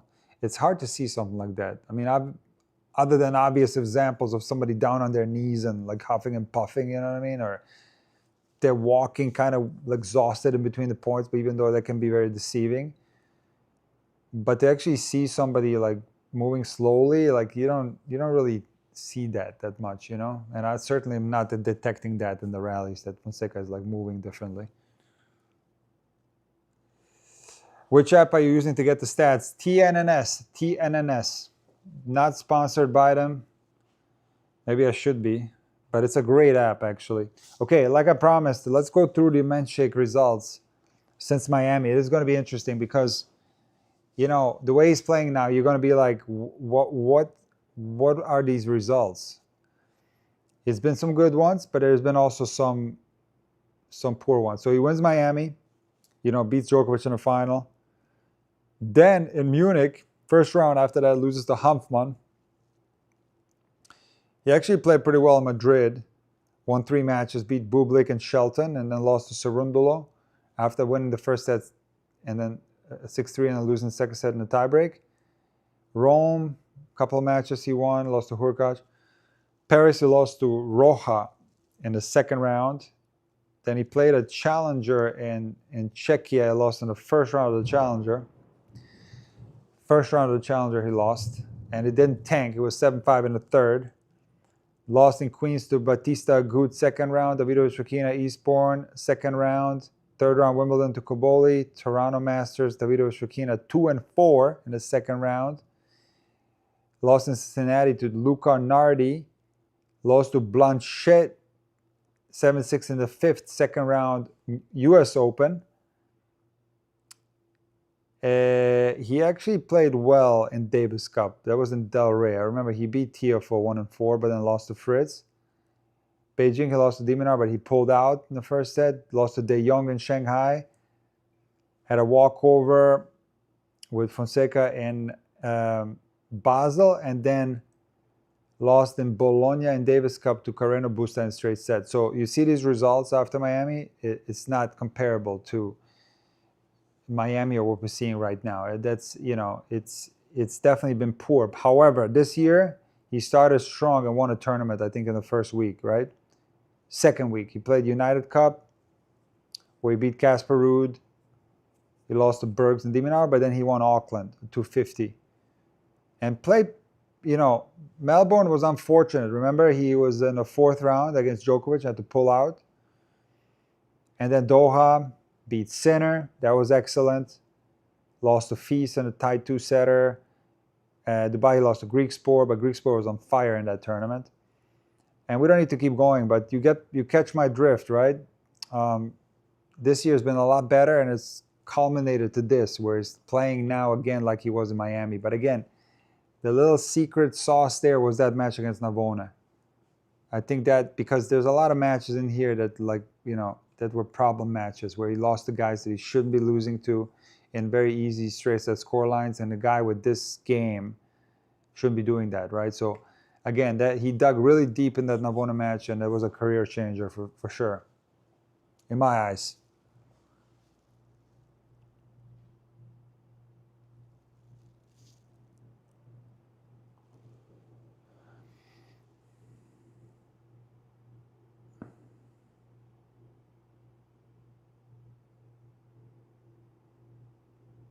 And there's a Fonseca down the line winner. Crazy, crazy forehand from Fonseca. Not many people left in tennis who hasn't lost to a Cerundolo. That's hilarious. That's hilarious. You know, I thought that Francisco had an opportunity in this one, but he lost to Svajda. Svajda is a great player. Cerundolo is a great clay court player.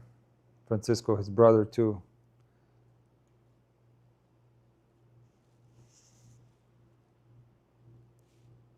No, hold on a second. 30. Hold on.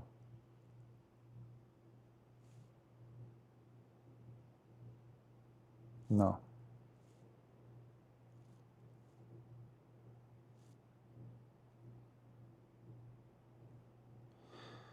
fiddling with the score here. Big overhead from Mensik again.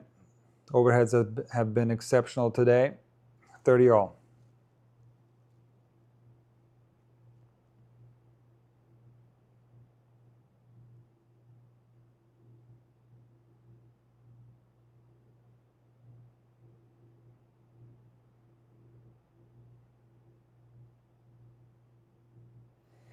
You know what else I think is important for Mensik?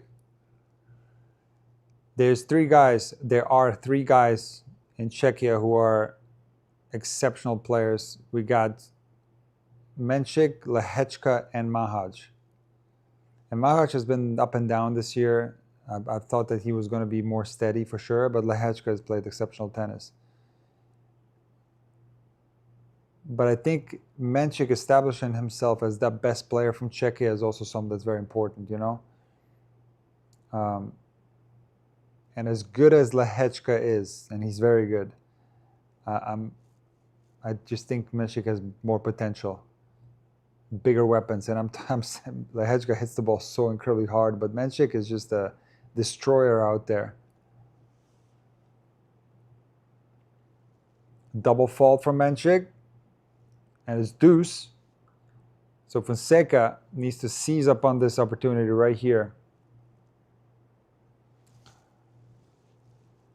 if he can, somehow, and extend this match.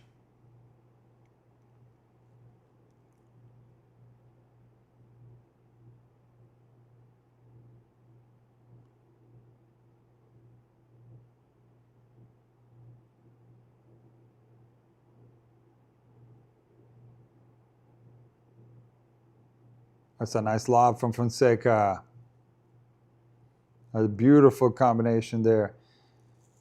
Good drop volley from Mensik, very good. Forehand drop volley, and then Fonseca runs it down.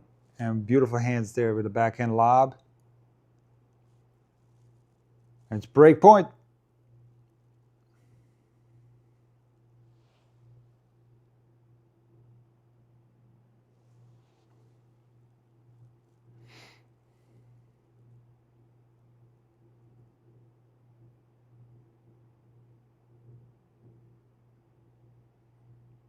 Well, what are you going to do against that monster serve? And that is a monster serve right there. Thank you for the update on the scoreboard. I got scoreboard issues today. This scoreboard going to drive me crazy. Hold on. Okay, it's correct now.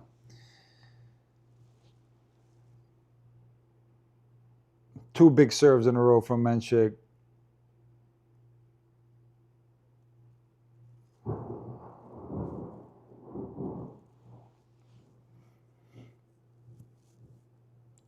And Fonseca pumps himself up. I think for the first time this match, I see him pumping himself up like that. So it's super important right here. You could extend this match. Get this break, build upon it, get into a fourth set.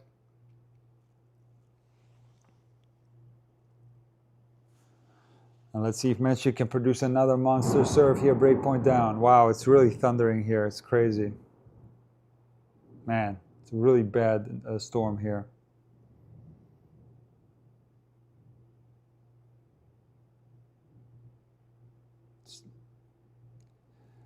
And double fault. You guys see that second serve from Mensik? It completely makes no sense. He ripped the second serve like super hard.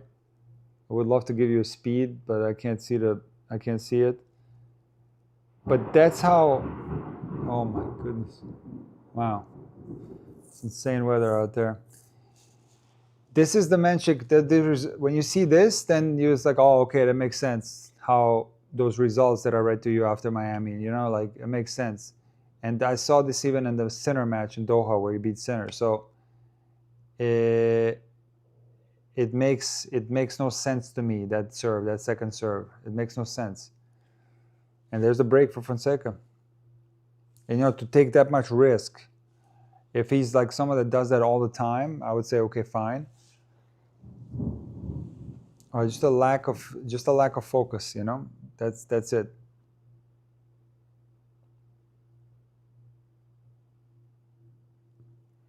Big hill to climb for Fonseca. Yeah. I think like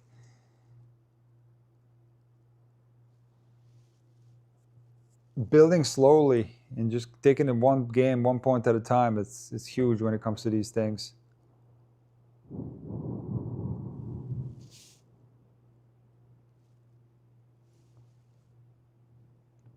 That forehand from Fonseca, look at it. The thing of beauty, 93 mile an hour. A slow one. That's a slow one for Fonseca, 93.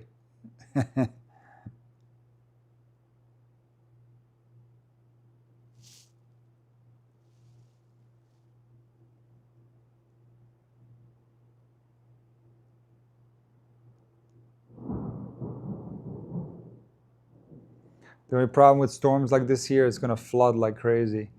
And Mensik is touching something in his, I don't know how to describe that area. It's like a lower back, I guess. A little bit lower than lower back.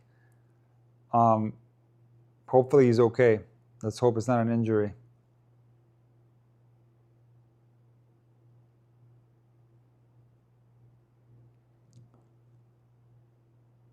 What a twist to the match early here, huh?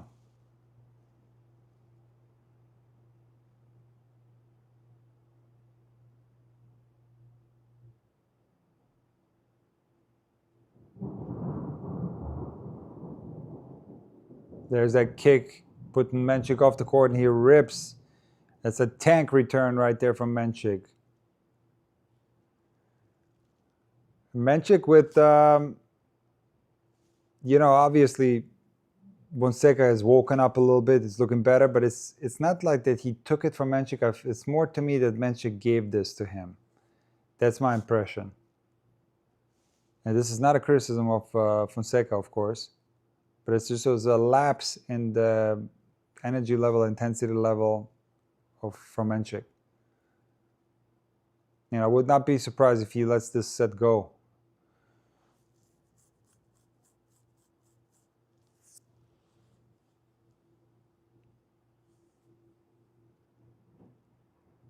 But something's wrong with him. Something's wrong physically.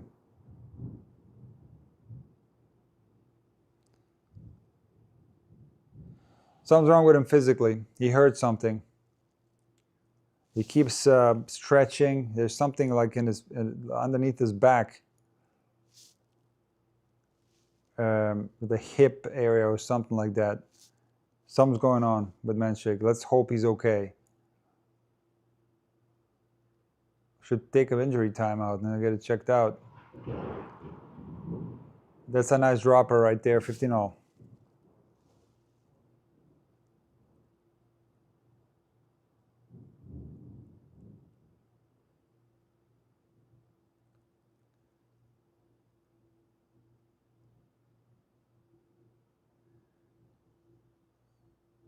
Do you think it's? I don't think it's cramping. I really don't think that's a cramp. I think it's an injury. But you never know. Could be. I don't know. Yeah, Fonseca got to make that return. I know it wasn't an easy one there. It was a high bouncing kicker, but he's got to make that return. Inexcusable error for him. He got to be kicking himself for that one. Because Mensik in this state is might give you some errors. He might start blasting and just spraying balls all over the place. So you got to make him play. Big serve there, 40-15.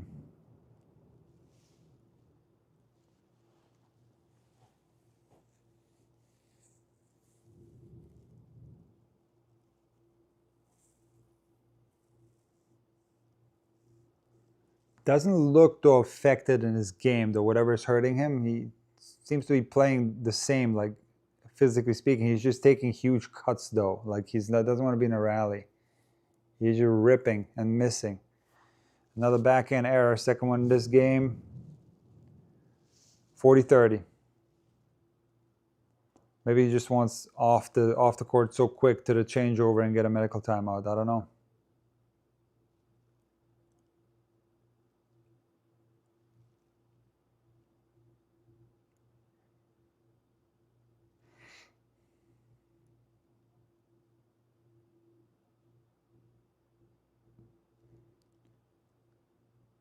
Yeah, Mensik is got a big problem here. We're gonna find out soon what it is, but oh no, hold on. What did I do? Hold on a second. Okay. Yeah, something's bothering him. It's not looking good right now. There's an ace.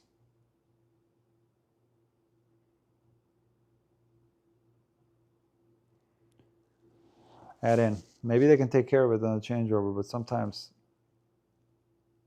I will give him some medication, some painkillers. And Mensik with a couple of aces there. He holds and he's mimicking something to the box. Let's see if he takes a medical timeout. Guys, I'll be right back, okay? Take a little break. Right back.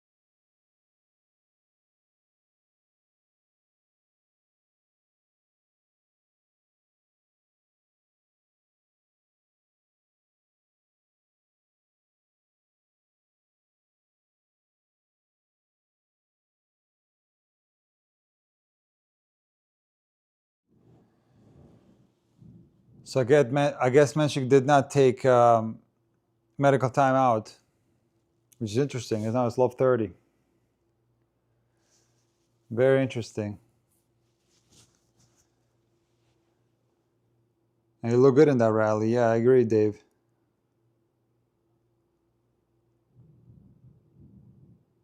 Look at this, love 40.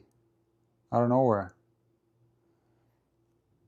Maybe it's nothing. You know, we tend to read too much into players' uh, mannerisms on the court, body language, like guys touching something. Who knows what it is? Could be bad, could also be nothing. You know, we don't know. I always make the mistake, or I have made the mistake with Sinner in the past, like trying to look at him and study him. Oh, wait, he's like touching something here. He's hurt. You know, he's like, I always thought in the past Yannick was hurt. And then I realized it's just the way he walks around. He's like limping around often when there's nothing wrong. Um, so it could be nothing with Mensik too. We don't know.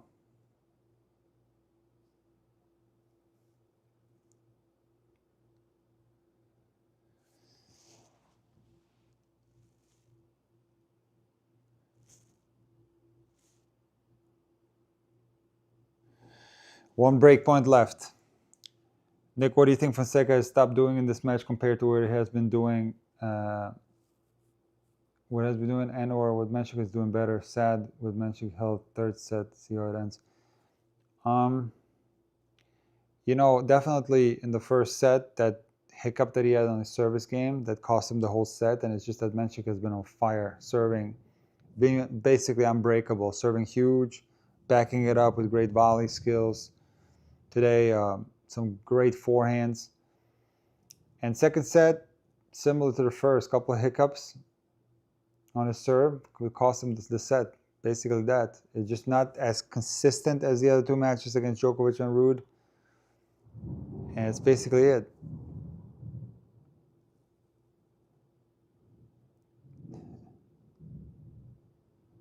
That's a beautiful drop shot there. Obviously, the energy level from Fonseca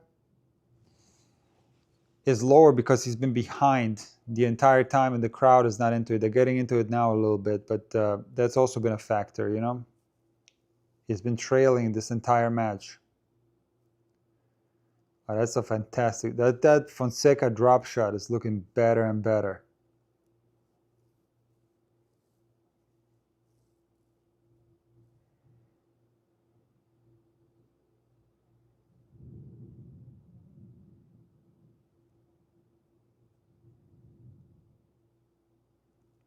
Backhand cross court from Mensik is insane.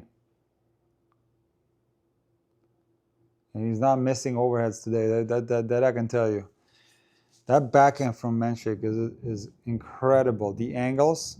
I talked about Zverev's ability to create these like angles when he hits it very flat and hard, but also angled off. I always thought in the past like Marcelo Rios was the best ever at that, creating these like flat angles with the backhand. But I gotta tell you, Mensik too can hit the ball short, cross court, and hard, which is so tough to do.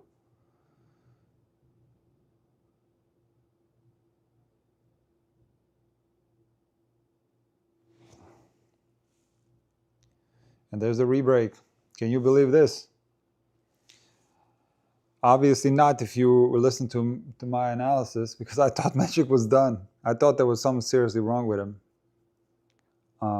Just the way he played, though. I mean, he was tanking some points there, and I thought that was based on how he felt, but he seems to be fine physically.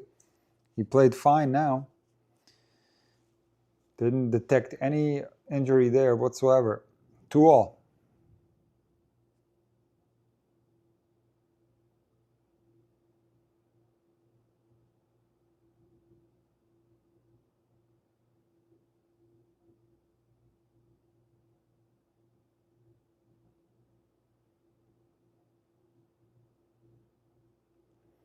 And right back where he left off in the first two sets, Mensik, with the monster serve and the monster forehand combo. 15-love.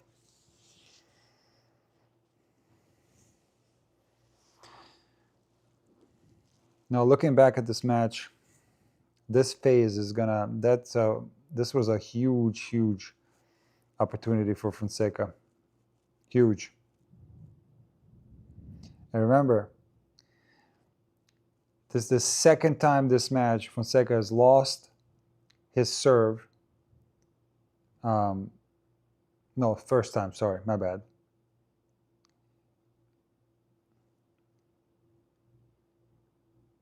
Oh, praised him too much on the overheads. He does a Sampras overhead there. He can't be hurt if he's doing that. Does a jump overhead there. Take a look here. Jumps and misses. Sampras style. By the way, don't do that. When you have a chance on the overhead to set up, you got to try to set up. You can be in the air when you're backing up. This just adds unnecessary risk to your overhead, because the timing of the jump has to be good in order for you to make it. And that's a mistake that Fonseca just can't make. Of a second serve that wasn't placed that well, he misses the forehand return into the net, 40-15.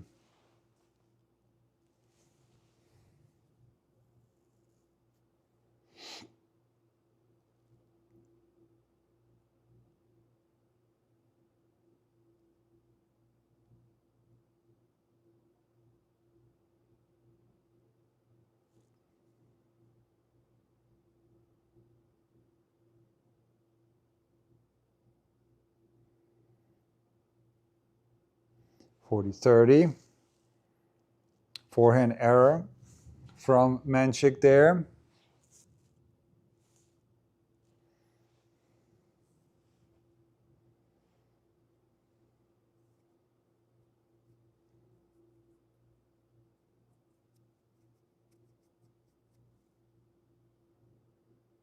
Master serve didn't miss by much. Out wide.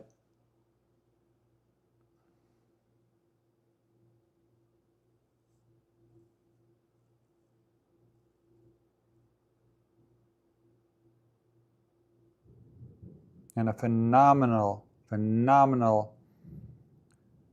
volley there. That's what Mensik does so well, is cleaning up at the net and just huge serve, huge forehand.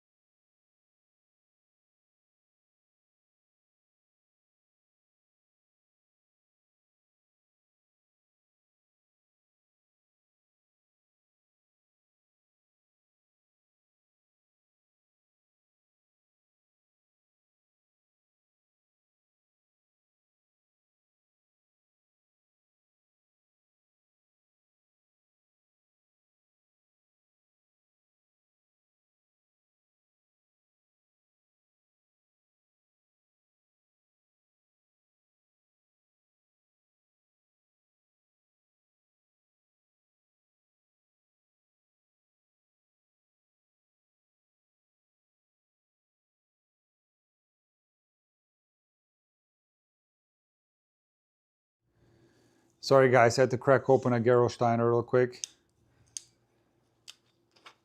FAA or Caboli, guys, that's a tough call. That's a tough call. Caboli in that match against Svida showed a little bit of weakness there, trying to close it out, and that could be costly against FAA, but I'm still sticking to what I said originally. I think it's going to be Zverev Caboli in the final.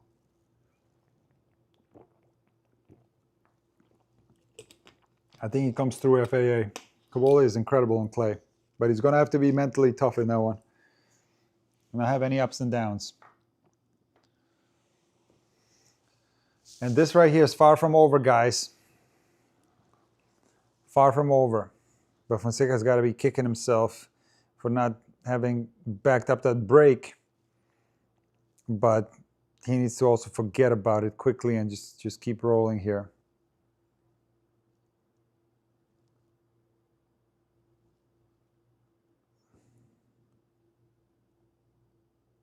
Hold on a second here.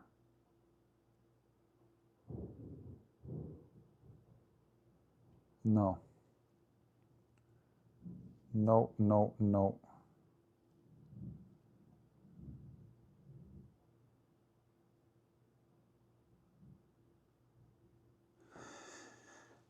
Score drive me crazy. Okay, 30 love.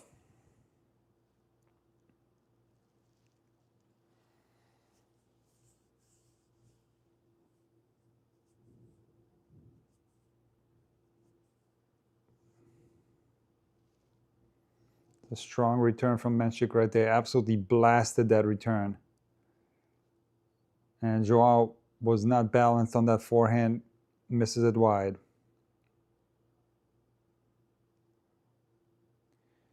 Do you think Fonseca is simply tired or something to do with Mensik?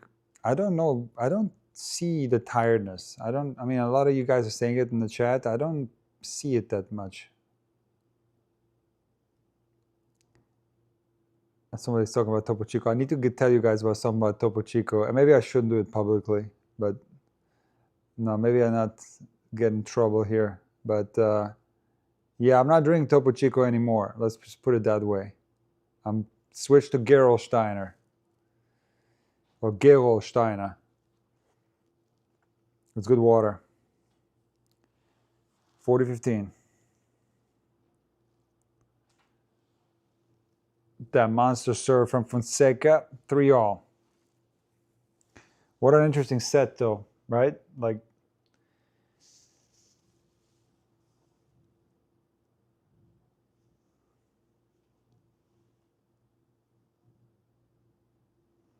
Do you think it's a delusional feeling that Zverev won't win Roland Garros title? I know many think he'll win it, but I have a feeling he won't. Not hating, just a feeling. Someone else will win it, I believe. Nothing wrong with going with your gut feeling. Yeah, it's sparkling water. Nothing wrong with gut feeling. You got to stick with it. Maybe you're right, maybe not. That's what makes it so fun to watch. We'll see. We'll see what happens. Let's see what's coming, like Sinner says. Let's see what's coming, guys.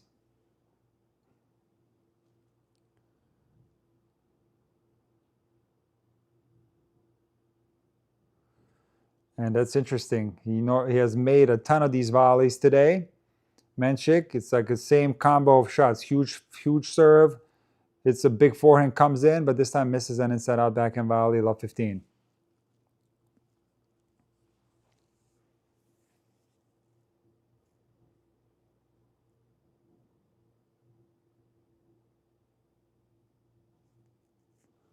There's another monster serve.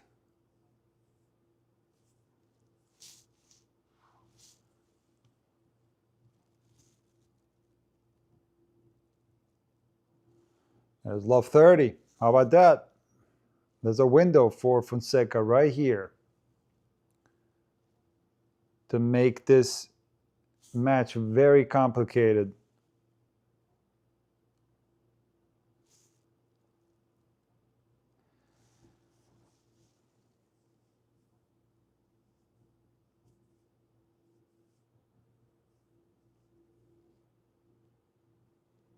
Comes second serve from Mensik.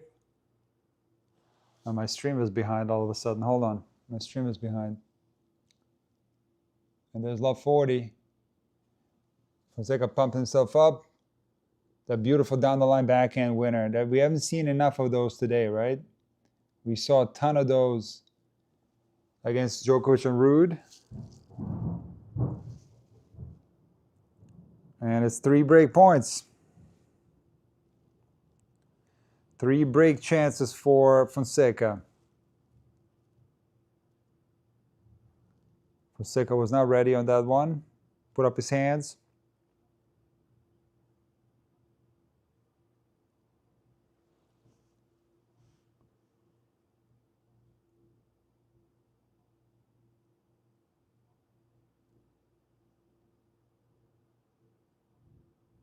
Oh. Are you kidding me about with that feel? He couldn't have played that any better. Wow. What touch. And he was very, very calm there, right? Kept his body calm. Did not panic one bit. Excellent shot. 15-40. Second serve.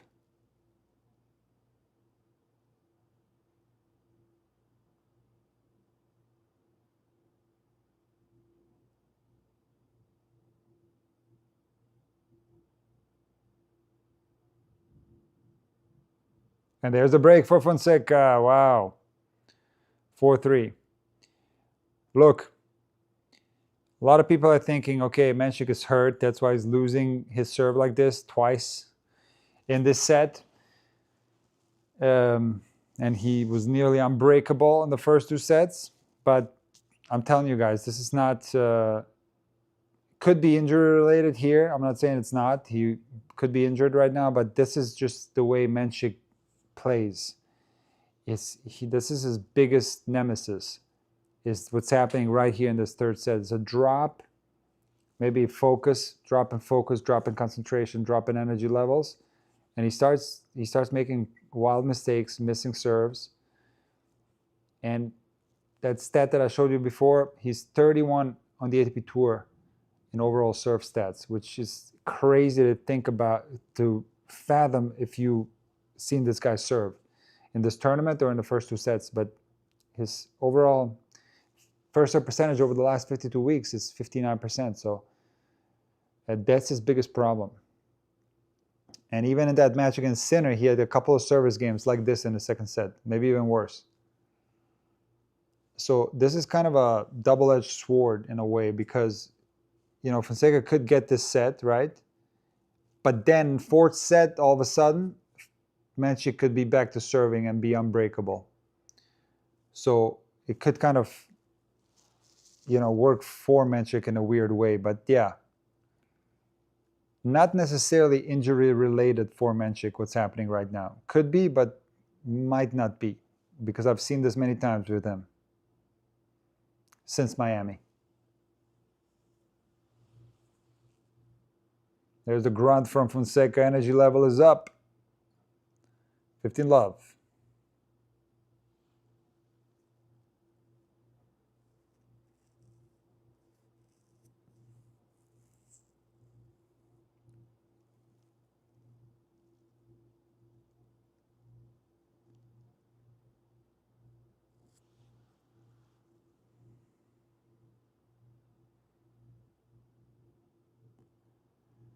And a nice return there from Mensik. They've been on the court for 2 hours so far. 15-0.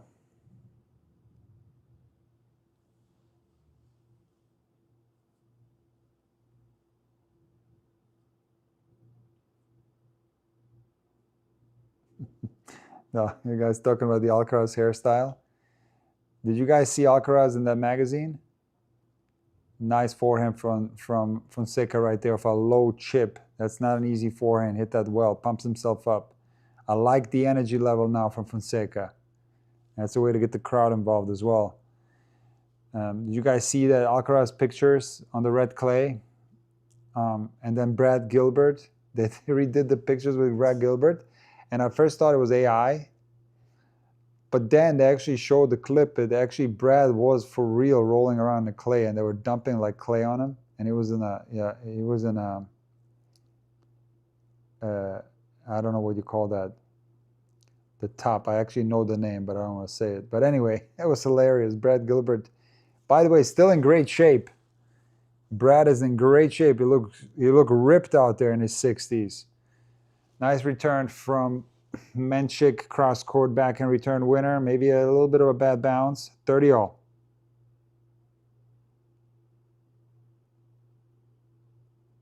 Oh, it was Vanity Fair. Okay, gotcha. There's that kick down the tee from Fonseca. That's so good. I mean, he has one of the best kick serves on tour, and that kick to the tee is so difficult to pull off. For that ball to have a rightward trajectory when you're kicking towards the deuce side, you have to have a tremendous amount of kick on your serve. 40-30.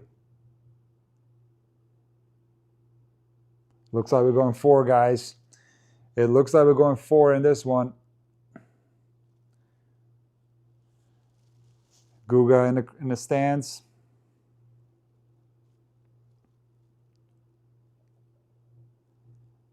You guys miss Alcaraz. He'll be back. Alcaraz will be back. Check out my video with Dr. Adrian. We talk about Alcaraz's wrist, and he's going to be back at 100%.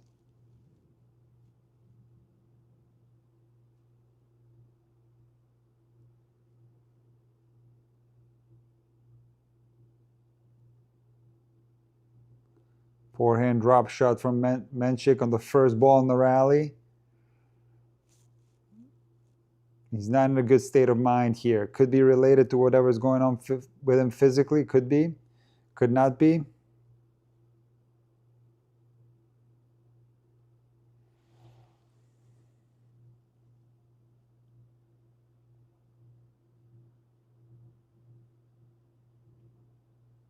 It's a monster swing volley. And an overhead winner. I've never seen somebody hit the swing volley that hard. Usually players are a little bit more careful with swing volley. They put a lot of shape on it, but he absolutely demolished this swing volley. Yeah, I'm telling you, right now there's something with Mensik.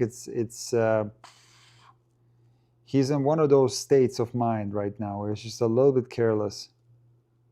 And again, he could be also injured. I don't know that part. 30-15.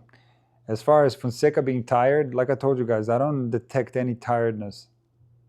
Now, of course, now it doesn't look like he's tired because he has energy and he's like, but yeah, I don't think I don't think he's feeling it physically at all. This match is not the type of match that's a physical match, you know? Not that many long rallies because Mensik plays such short points.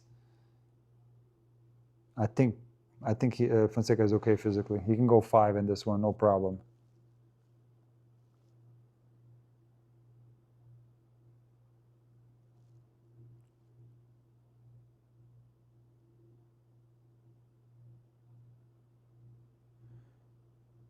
Mensik with a brutal hold right there. He was really cranking that ball in this one, but I think more out of anger than anything else. Let's see what he can do on this service game from Fonseca, which was so weird that Mensik was able to break Fonseca in that 2-1 game. Yeah, it was strange. So set's not over yet. Fonseca's got to serve this one out.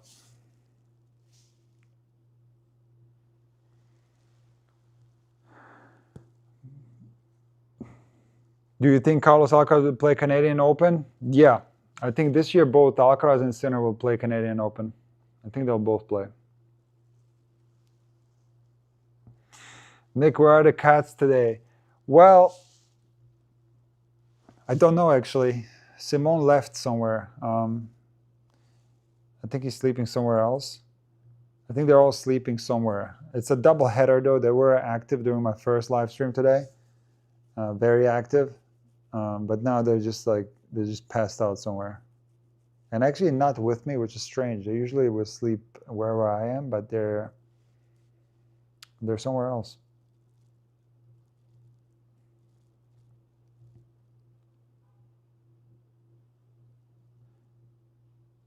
Okay, let me check something real quick.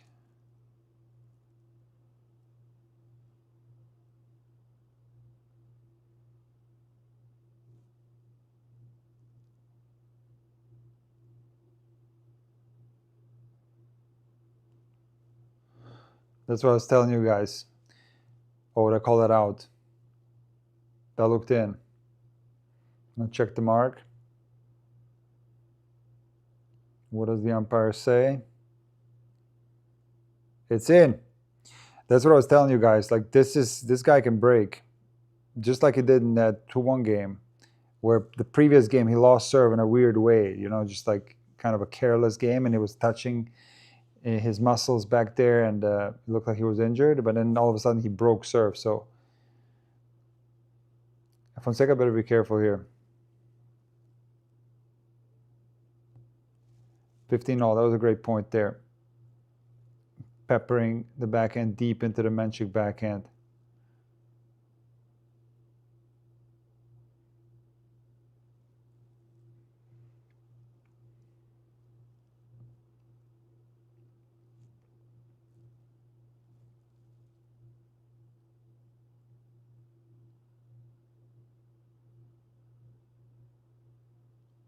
It's long from Fonseca. Another great return from Mensik.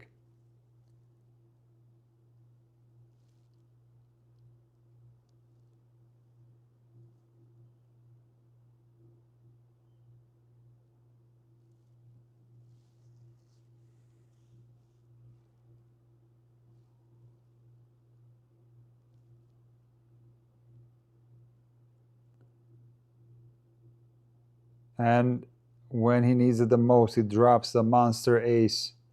204 kilometers an hour, right on the line. 30-all. That was a nice serve right there. That's a good feeling when your serve cleans the ball cleans the line. That's a great feeling. And that's usually an ace. When you can hit it hard on the line like that, because it'll make the ball skid a little bit more, it's usually unreturnable. When it's on the sideline, not the service line, it's a little bit different.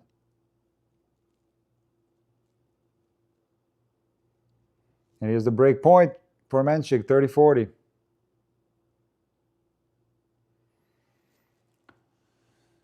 Drops a double fault at the worst time, just like the ace at the worst time.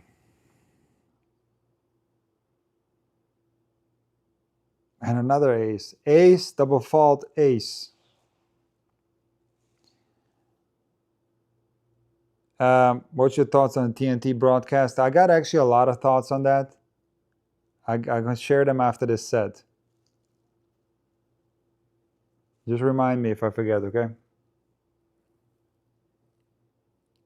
Mensik moving well, though. Mensik is moving well. There's nothing wrong with him. I'm telling you. He's moving well.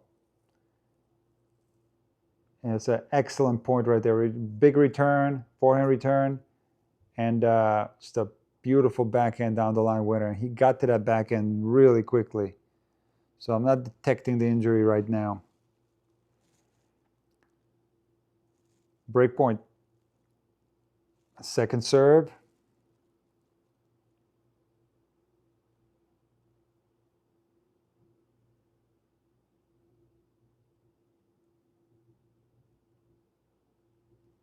I mentioned misses a forehand. It didn't hit that return clean. It didn't seem like hit that clean, but still was a very uncomfortable ball for Fonseca. We did a good job hitting the backhand pretty decently down the line.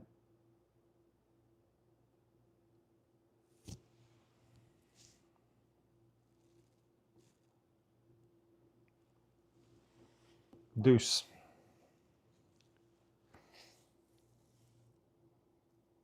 Kick on the first serve from Fonseca. Drop shot Fonseca, but it goes into the net. Break point number 3.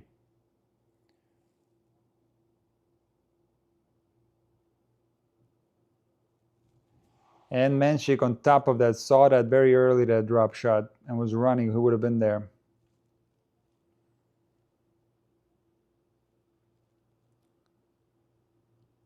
Yeah, high risk drop shot. I agree. Simply from the location he was standing in, it's not a good location to drop shot from. I'll tell you why. Because you're leaving that entire side open there for the other guy to just go down the line, or wrong foot you across court. It's best to drop shot centrally from the court inside the baseline.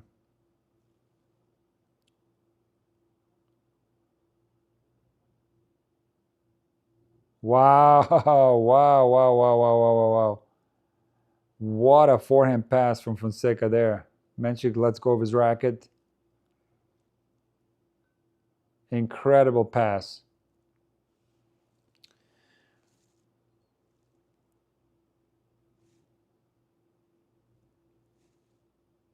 Back to deuce.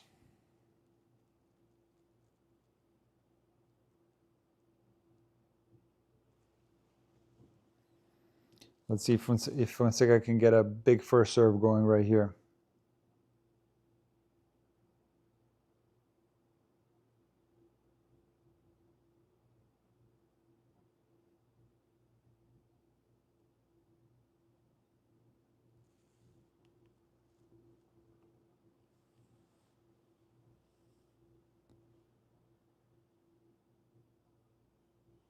Here's set point for Fonseca.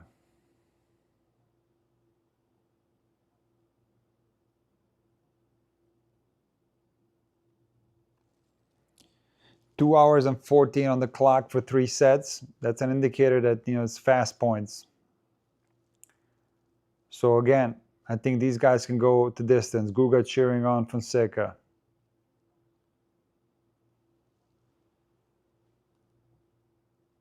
What a return by Mensik there. It's insane. And another forehand swing volley. And he takes this in the air, this overhead. We're so high. I would have let that bounce. That was a super high lob right there. Wow.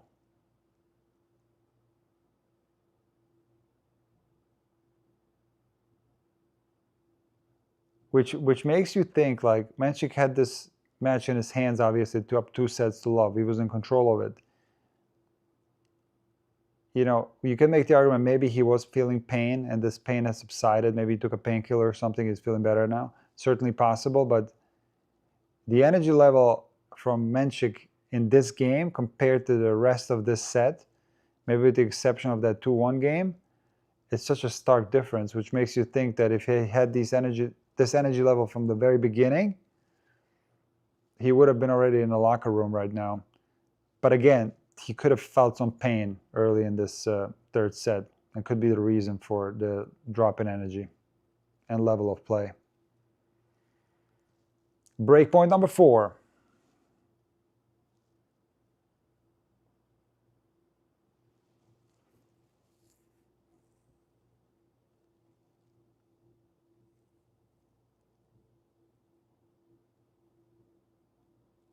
And monster forehands from Fonseca,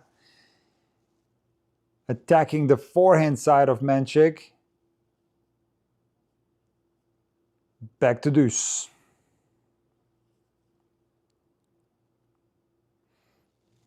Mensik had a look for the pass there, but he didn't catch that ball clean. Off center, misses it, sprays it wide. Down the line.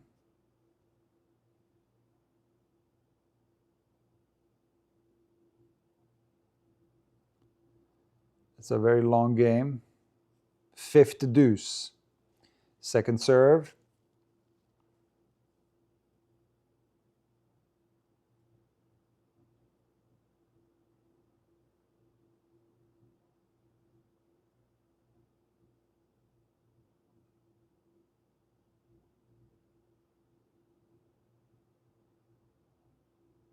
That's big hitting from Fonseca, but Mensik staying alive, playing good defense back there.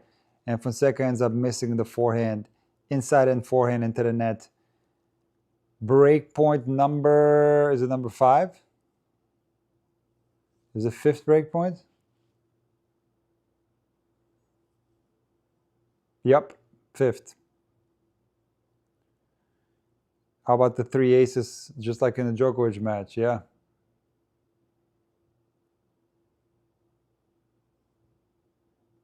It's a great return from Mensik again. Forehand approach shot. He hit this. You know, he's been coming to the net a lot, Mensik, and it's been paying off for him. Fonseca dumps the backhand into the net, and we're 5-all.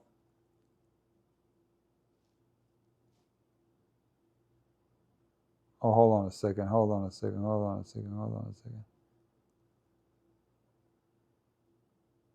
Okay.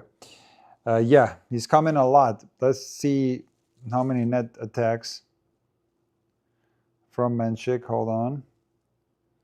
Update this. Okay, so look at this. This is insane. Listen to this. He's come in 38 times so far, Mensik. 38 times, and he's won 27 out of 38 points at the net, as opposed to 14 net attacks from Fonseca. That's a lot. 15 love. There's a forehand drop shot. Wasn't the greatest drop shot, but forehand pass.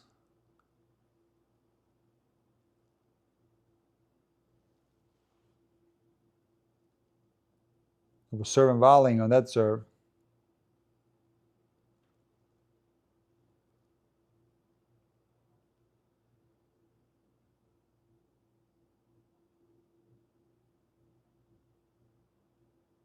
Second serve.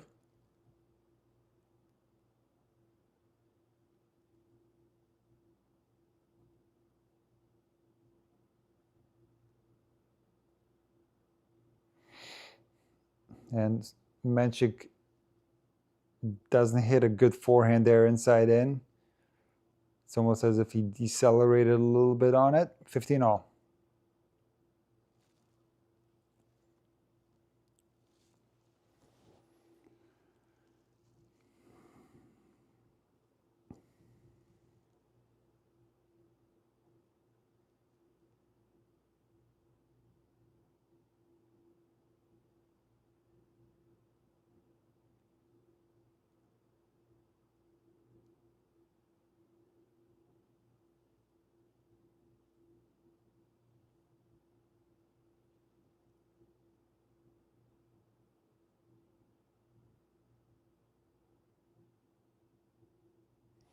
Overheads, I got to say, from Mensik, exceptional in this match. And some of these lobs are very high. And Mensik just taking his time and just ripping the overheads like crazy. 30-15. Again, huge first serve. The serve is back. It's definitely back.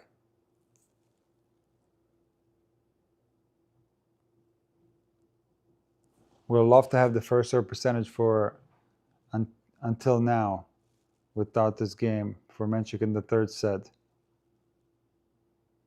Because it's 50%, but I bet you, what a shot from Fonseca, but I bet you it was like in the 40s. Not making a lot of first serves. Beautiful forehand passing shot from Fonseca off a backhand volley that wasn't short enough from Mensik, but Fonseca set that up by hitting a very low ball to Mensik, which forced him to hit up on that volley a little bit. Second serve.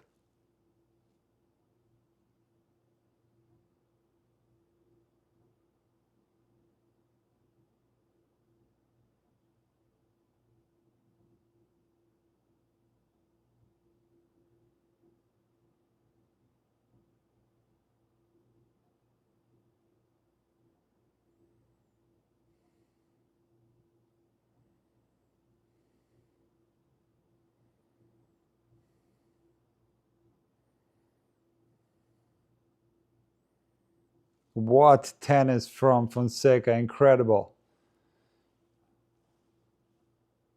What a backhand spectacle that was, though, that exchange. Beautiful backhands from both. And Fonseca playing some nice tennis. Break point.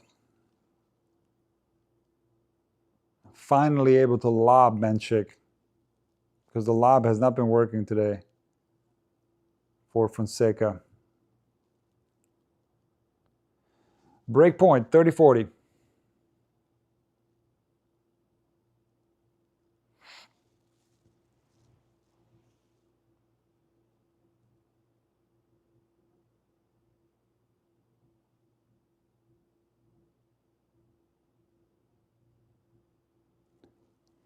Humongous serve from Mensik, and then another overhead that he puts away. It's like old school tennis from Mensik. It's like watching Pete Sampras or something. It's just that the serves are so incredibly hard, but also placed so close to the line. And with the trajectories that it's just that he goes for the ace on these serves. He's not spot serving, he's going for the ace. And there's an ace, actually. Aubrey says ace number 10. Let's see. Aces, Mensik, and match. Yeah, it's 9 on my thing, but I could be wrong. It could be wrong there. I got 9 aces. Another monster serve from Mensik, and what a hold. I mean, that was some hold right there. Because Fonseca he's in this match right now. Unreal serving. And the way he returned in that last game from Fonseca, this is going to be a tough hold for Fonseca right here. I think Mensik is feeling the returns again. And whatever was going on physically early in the third set, I think it's gone now. So this will be a tough game to hold for Fonseca.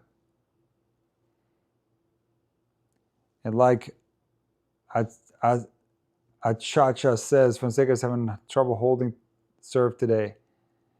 Yeah, he's definitely had some ups and downs on the serve today, for sure.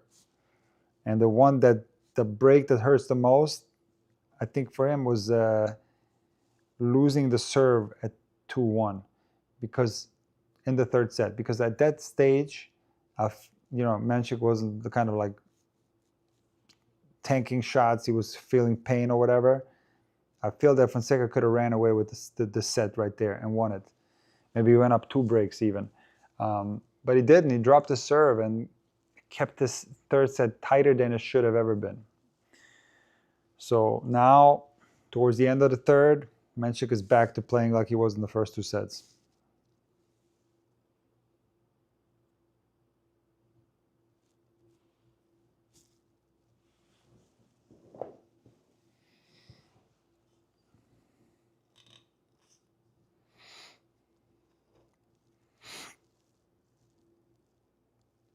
That's long. Loose ball I wouldn't call it necessarily loose ball error because that ball was very deep from Mensik, but Fonseca with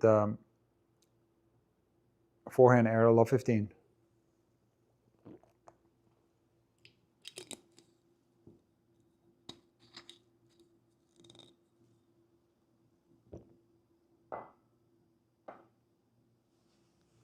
Forehand drop shot from Fonseca. Mensik is there. Look at this rally. And it's out from Fonseca right there. Mensik definitely not injured. The way he ran down to that drop shot. Love 30.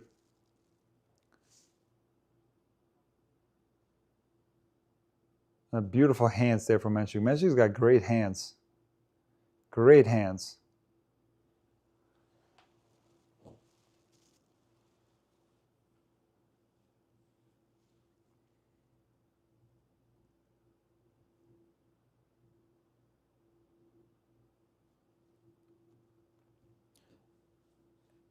Aaron, thank you for the super chat. I appreciate it. Let me answer that after the set. Whether Mensik is going to be the toughest semifinal option for Zverev by far. Let me talk about that after this game, after the set.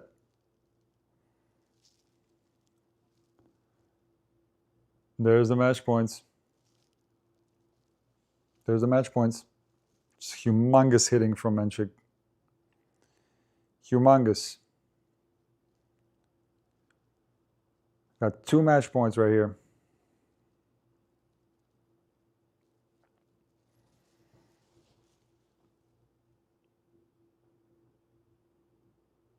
Second serve.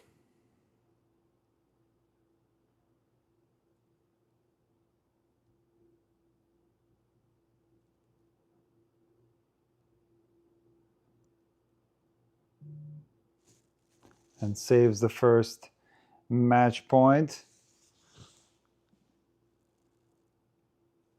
Mensik, yeah, Anna, I agree. It looked like a double fault, and it almost seemed like Mensik kind of stopped playing for a little bit. Was maybe checking out the mark. Definitely a very tight second serve.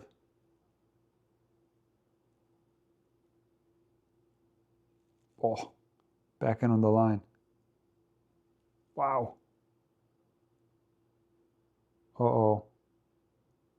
No, he makes overheads the entire match, and I'm praising him for overheads, and he misses the overhead on match point.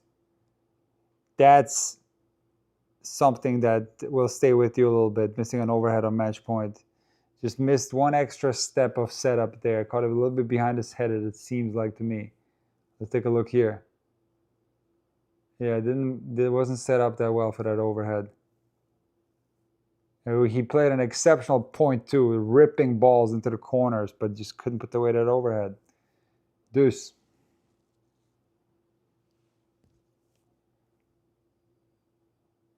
That's a nice slice though from Mensik. I have not seen him. Okay, I've not seen him do a slice other than here and there, and he pulls out a slice down the line. What a changeup, where he was really peppering the two-handed backhand down the line for a long time, but here gives him a different look and produces and draws the error from Fonseca. Match point number 3. Another humongous serve for Fonseca.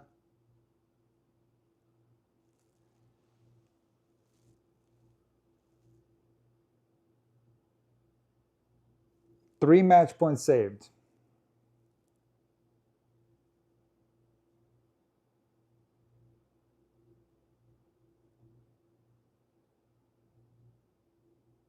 That's a nice looking volley right there and a good backhand cross-court approach shot. Add in to get into a tiebreak.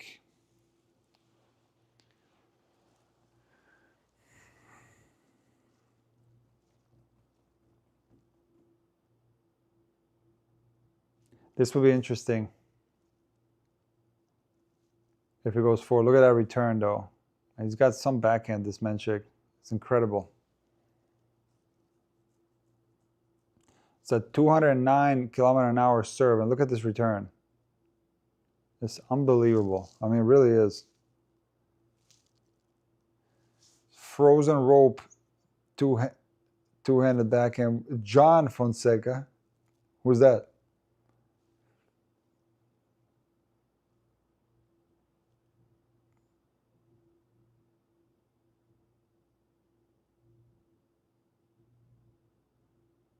Oh, what hands from Mensik. He's got some hands there close to the net, this guy. This guy has exceptional hands, Mensik. It's crazy. I mean, I've seen it with the volleys this match, how he's curled these little volleys all over the place. But now even like these when he runs on a drop shot, how he angles the ball off, has such still hands. He has match point number 4.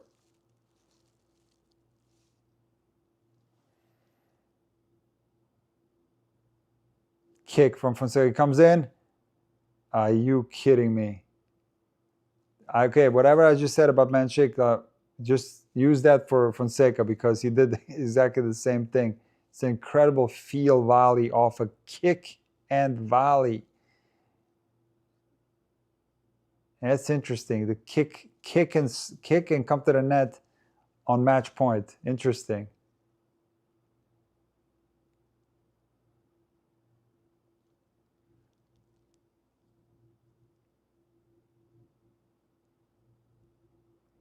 Match point number 5. It's just Fonseca, Mensik feeling the ball right now, big time. He's just peppering the ball left and right, ripping.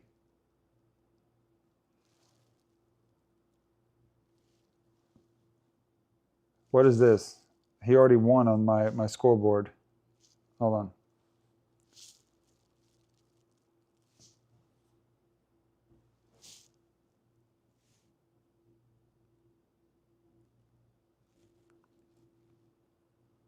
And Fonseca saves the 5th match point with an incredible rally there. Beautiful forehand.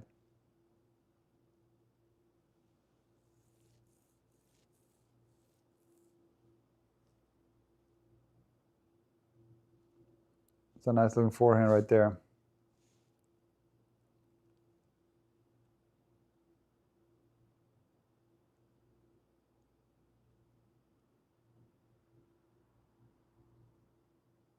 Look at that beautiful cross-court backhand winner from Fonseca. Add in. Wow.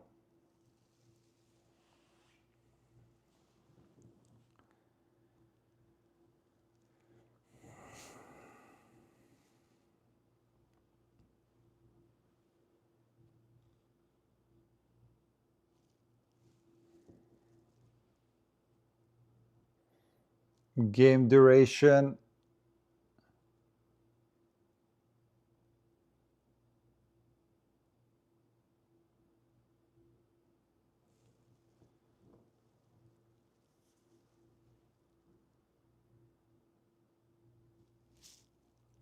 Don't pay attention to my scoreboard. It's got issues, okay?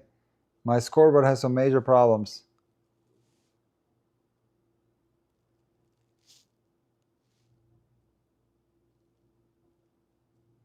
We're back to deuce.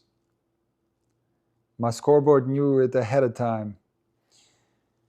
What a game, too. Deuce number 6. A game duration. What is it? 8?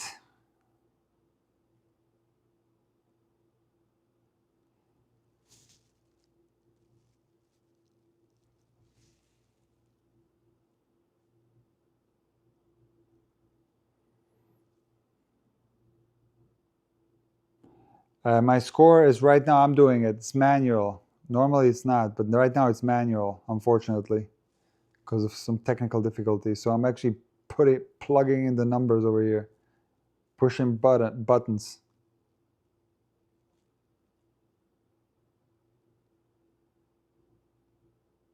Big forehand from Mensik. What a half volley. And Fonseca had to look for a running pass, but can't convert. Hits the forehand to the net. Match point number 6 for Mensik. Match point number 6.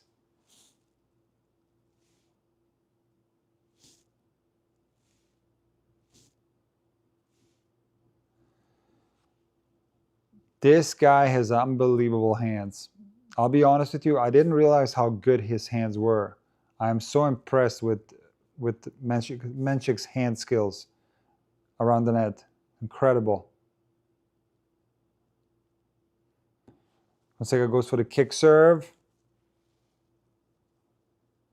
Second serve, down match point, that's always tough.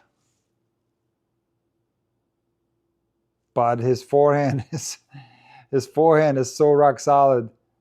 That was a good return too from Mensik, but Fonseca was there quickly and rips it cross court for a winner. What a match. What a match, guys.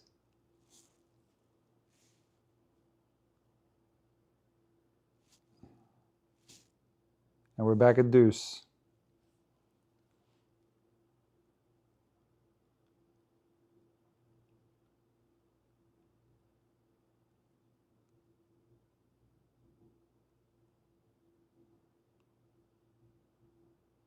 He made that?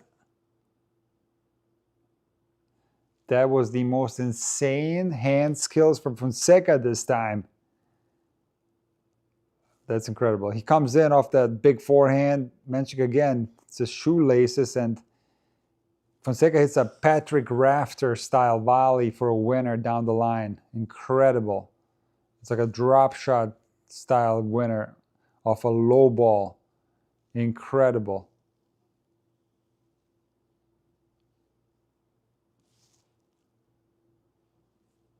And there's a hold for Fonseca. We're in a tie break. Wow, 6 match points saved, correct? Unbelievable. 6 match points he was able to save. This is crazy what's happening right here.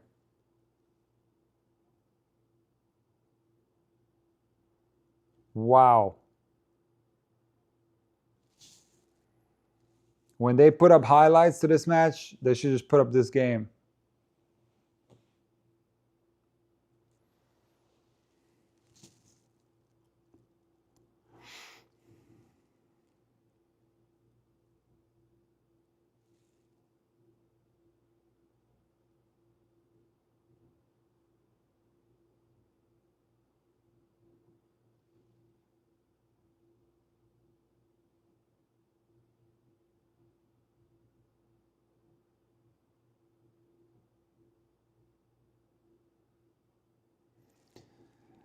That return era, wasn't the most difficult serve from Fonseca. And Joao overhits the return long. 1-0 Mensik.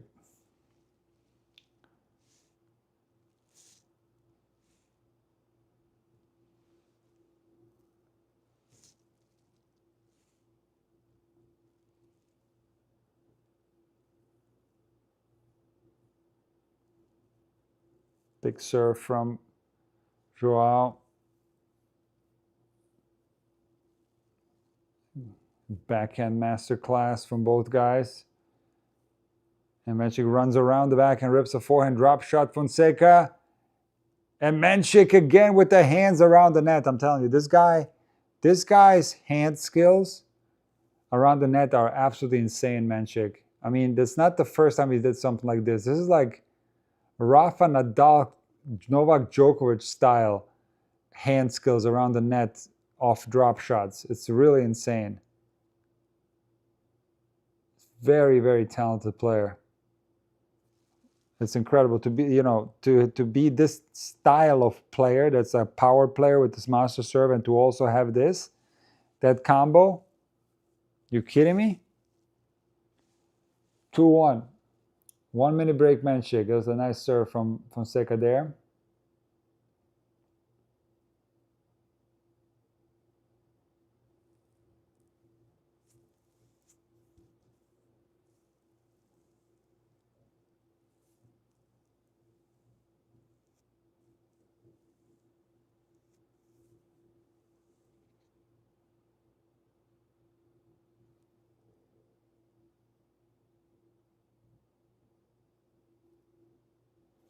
Second serve.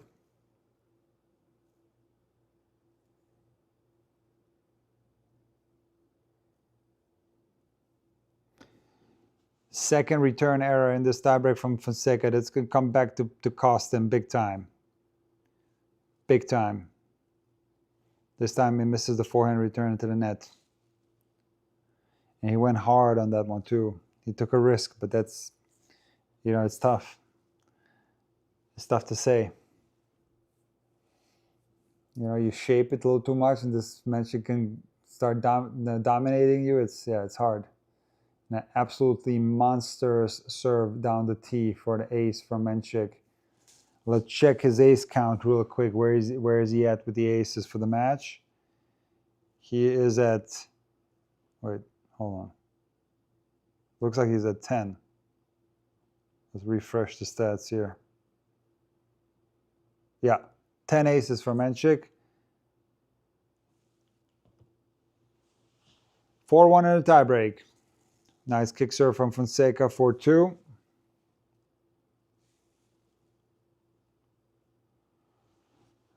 They're doing a replay of all the match points. That was spectacular the way you were saving those match points, really. Now that one with the overhead, that one was crazy because he hit that inside-out forehand so well. Fonseca barely got to the ball and then had an open court overhead that he missed.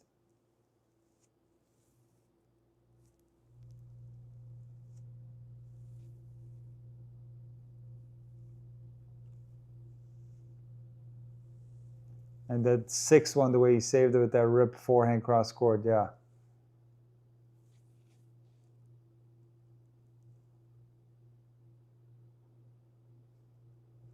Four-2. Second serve for Fonseca.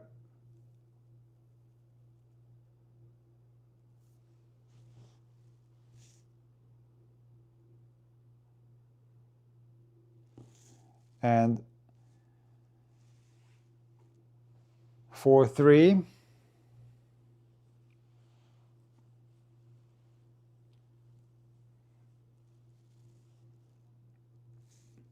Mensik was going hard in this rally, taking a lot of risk, ripping the ball, but misses into the net. Let's see if Mensik can win both serves and give himself 3 match points. 4-3.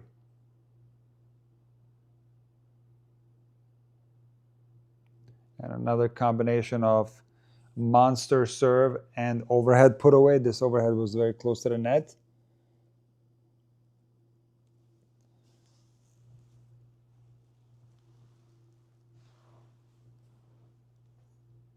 There's another monster serve down the tee and a backhand down the line put away. This is what all the greatest servers have in common. They come up with the best serves when they need them the most. And 2 just incredible serves. 3 match points for Mensik. Consecutive ones this time. Don't think he's going to let this slip.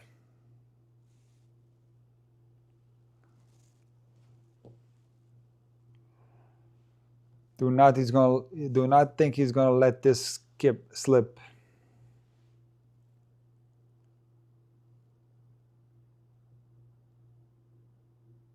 Drop shot Mensik. Fonseca comes in. Angle shot Mensik, and he wins the whole match. His feel is out of this world. Out of this world. And to have the combination of this monster serve and this type of feel. Incredible. Incredible match from Mensik. Very impressive. And you know what impressed me a lot is the way he came back in this third set, because I thought this third set was gone.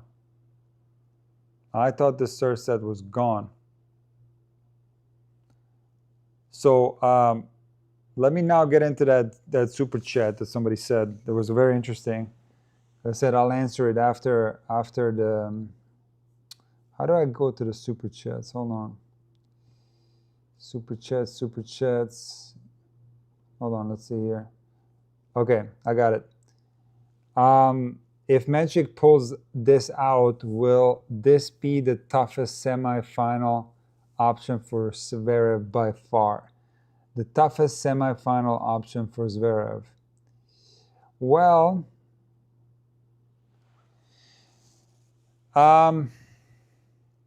Okay, you know what? We're going to take this opportunity to take a look at my draw that Simone almost destroyed today. And we're going to take a look at the toughest option. And I'm going to tell you that no, there was one other option that was tougher. And that would have been Djokovic. But let's see the second toughest. Djokovic would have been tough reserve, also mentally. Don't get that. He would have a chance against him, of course, and it would depend on many factors, especially if Djokovic would end up winning that fifth set against Fonseca and won this and then accumulate all these hours on the court. So Zverev certainly would have had a chance against Djokovic for sure. But there's that mental challenge for Zverev against Djokovic in a Grand Slam, So I would still think that's a difficult match for Zverev to win. But yeah, I'd put Mensik as the most difficult opponent for Zverev. And I've said this prior to this match starting. I said I think Mensik is going to be tougher for Zverev than Fonseca. And it will be a battle. I think one difference might be that if Mensik gives him what he gave Fonseca in the third set, I think Zverev will run away with the set. So hiccups like that, where he's like losing serve, and I think Mensik lost serve twice in that second set, right? Let me remember, yeah. In the third set, sorry. So I don't think Zverev, with his serve and the way he's playing right now, will lose the set. So it'll come down to how consistently Mensik can play. But certainly it's going to be tricky. If he plays like this, he can win this whole thing. He can win the whole thing. And the one advantage that he has over Fonseca, that I said that there was one of my arguments prior to the match. The fact that he won Miami makes a big difference because that's a huge tournament. And it's proven that he can go all the way in these big tournaments. And so if you can win Miami, you can win this too, So he can go all the way. And he's the second most dangerous opponent for Zverev in the semifinal. I hope that answers your question. But certainly a very entertaining match. How funny is it that we went like 6 hours, 5 hours, and then we get like 2 straight set matches in a row? But certainly this one was very entertaining, especially that game at 6-5. Super high entertainment factor, and you can't have 5 sets all the time, So, guys, let me quickly talk about tomorrow because we got. Thank you, Pila Pure. Thank you for being in here. I appreciate you. Let me take a look quickly at the schedule, see if there's any changes. So you got Kalinskaya playing first, then Sabalenka Schneider, and then it's Auger Aliassime Kaboli. So I'm planning to do both. Definitely do the Arnaldi Berrettini match, but I don't know about Kaboli FAA. I have to see. I will see. I will definitely stream Mensik Zverev. Are you crazy? I'll definitely stream that. I will stream that 100% certainly. And I might do both tomorrow. I have to see. But I will definitely do a video today with a preview for the semifinal and also an analysis of today's matches. So tune in later to Intuitive Tennis. I'll also discuss the women's matches. And I will see you guys then. Thanks again, Nick. But the delay was too much tonight. What do you mean? The delay between the stream and the TV? Yeah. I'll try to get to the bottom of that, okay? I will try to fix all the technical problems and make it as good as it can be, okay? There are certain things that you can adjust. But yeah, I will see you guys tomorrow, okay? Thank you for joining the live. We'll see you then.